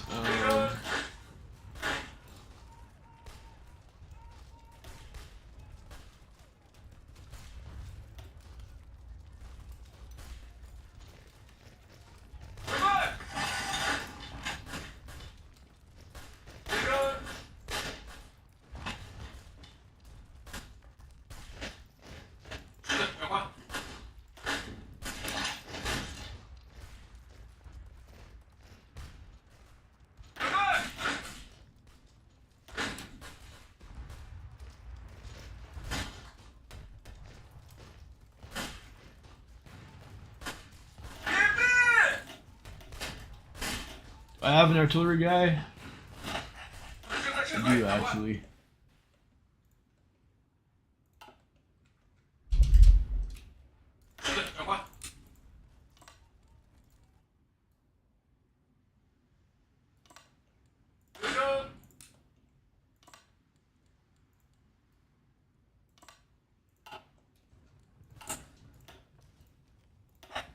And we get Warwickheim. I should have done it a while ago. I wasn't paying attention.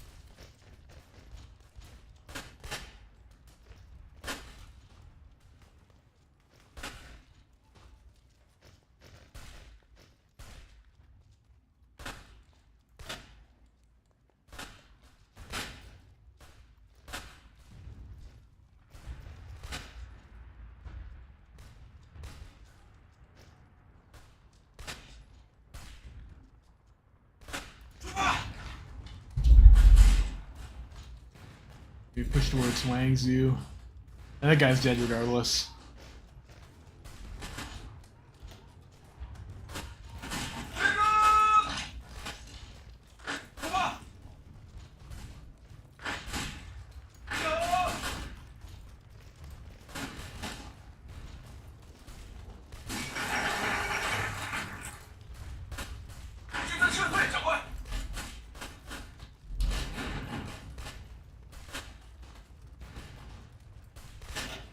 Hmm.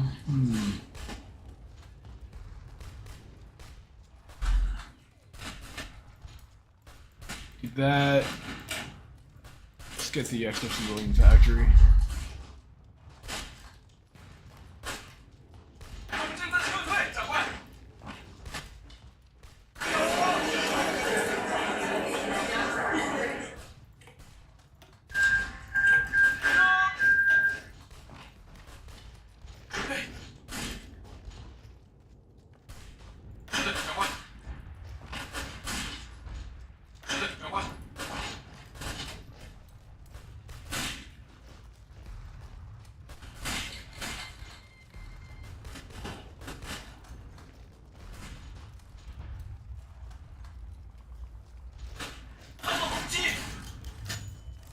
National Reunification Conference. Having seized Beijing and raised the five-color flag above its walls, the Fengtian government has taken its first major step towards its planned reclamation of China and resumed its role as an active contender for national leadership. Its leader, Marshal Zhang Zuolin, has called for a national conference to discuss what he calls the peaceful unification of China. The supporters of the notion emphasize unity in the face of Western imperialism, whereas the detractors cite everything from Zuolin's dependence on Japanese support to the very structure of the Fengtian government. Past disagreements aside, the fact that the winds are blowing in from Zhang Zuolin's direction means that we wouldn't lose any face by attending, but simply attending might grant him legitimacy.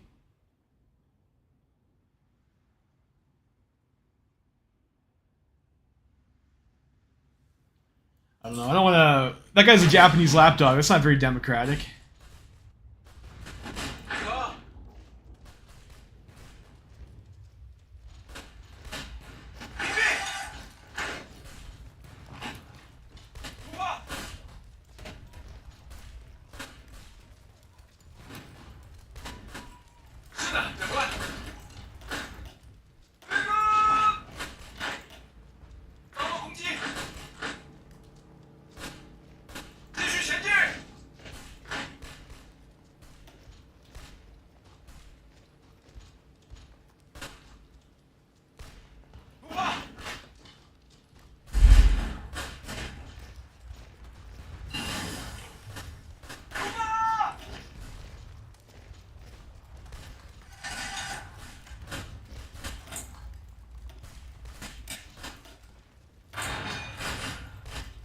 Get that mouthful of stuff there.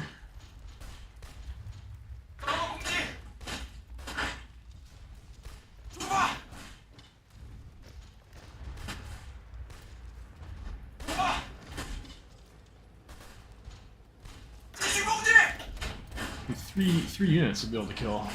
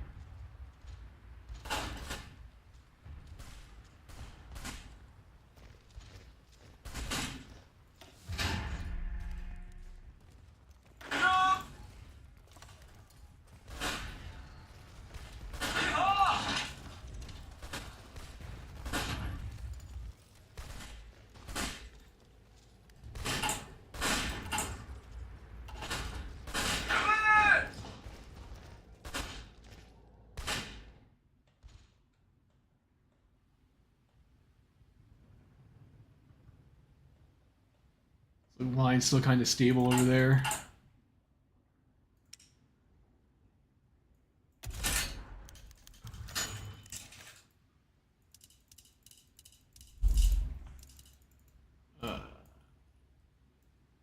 Considering Zhang Zuolin's shameful prostration before the Japanese, the time has come for a delegation to Beijing to pack its bags and leave. The entire unification conference has been nothing more than a farce and a stage for Zhang Zuolin to flaunt his military victories in a vain attempt to overcome his bandit origins. Now China must be unified by the sword, and already others are lining up behind us to do so. Song Qingling and a number of other delegates have already declared their intent to follow in their footsteps. So be it. Well, I mean, at least he tried. Zhang.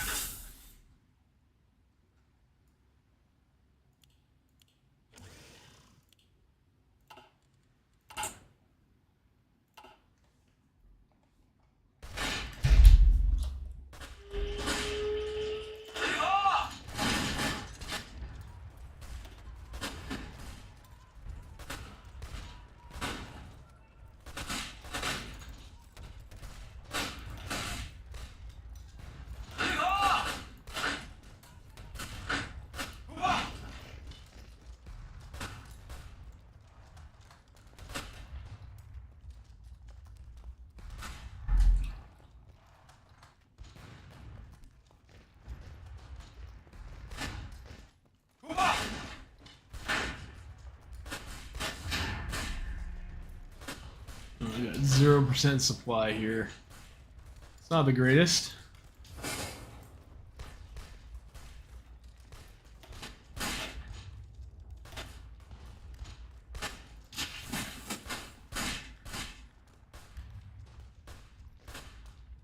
Still out of range though, looks like.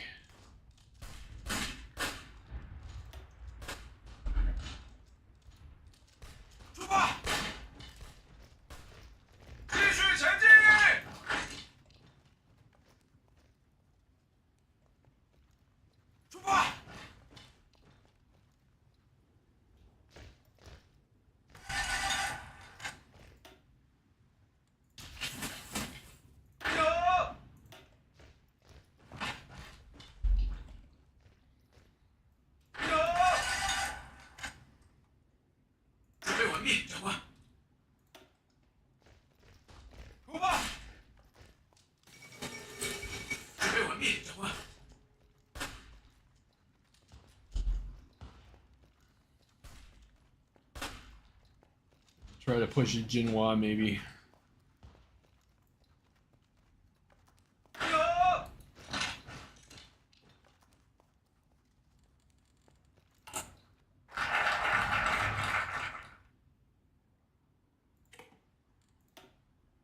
we did that. What does this do? Another civilian factory.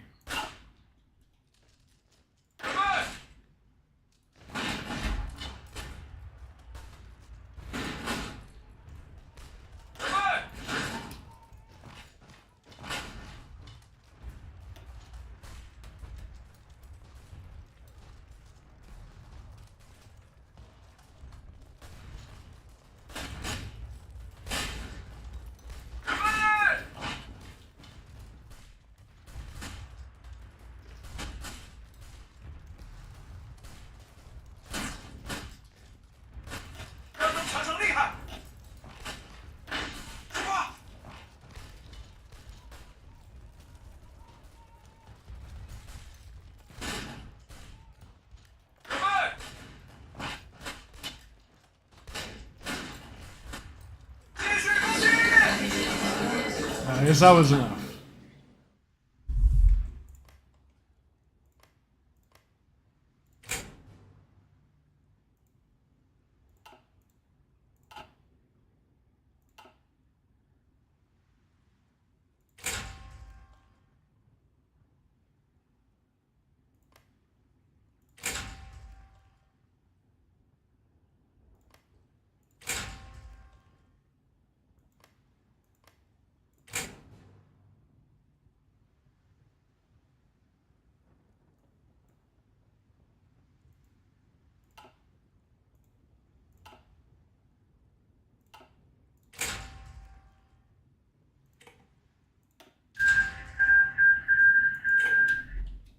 Okay, so we did that. So I guess now we can focus on taking out the nationalist government. But I gotta take off, so I'll have to continue this later. We'll see what we can do. Guangzhou Federalist Government. I guess that's it's kind of fugly. I have 17 whole factories now.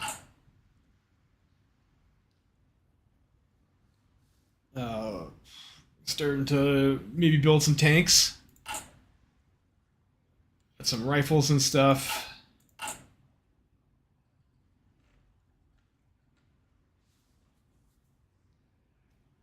Well, we'll see how it goes. We'll save the game here.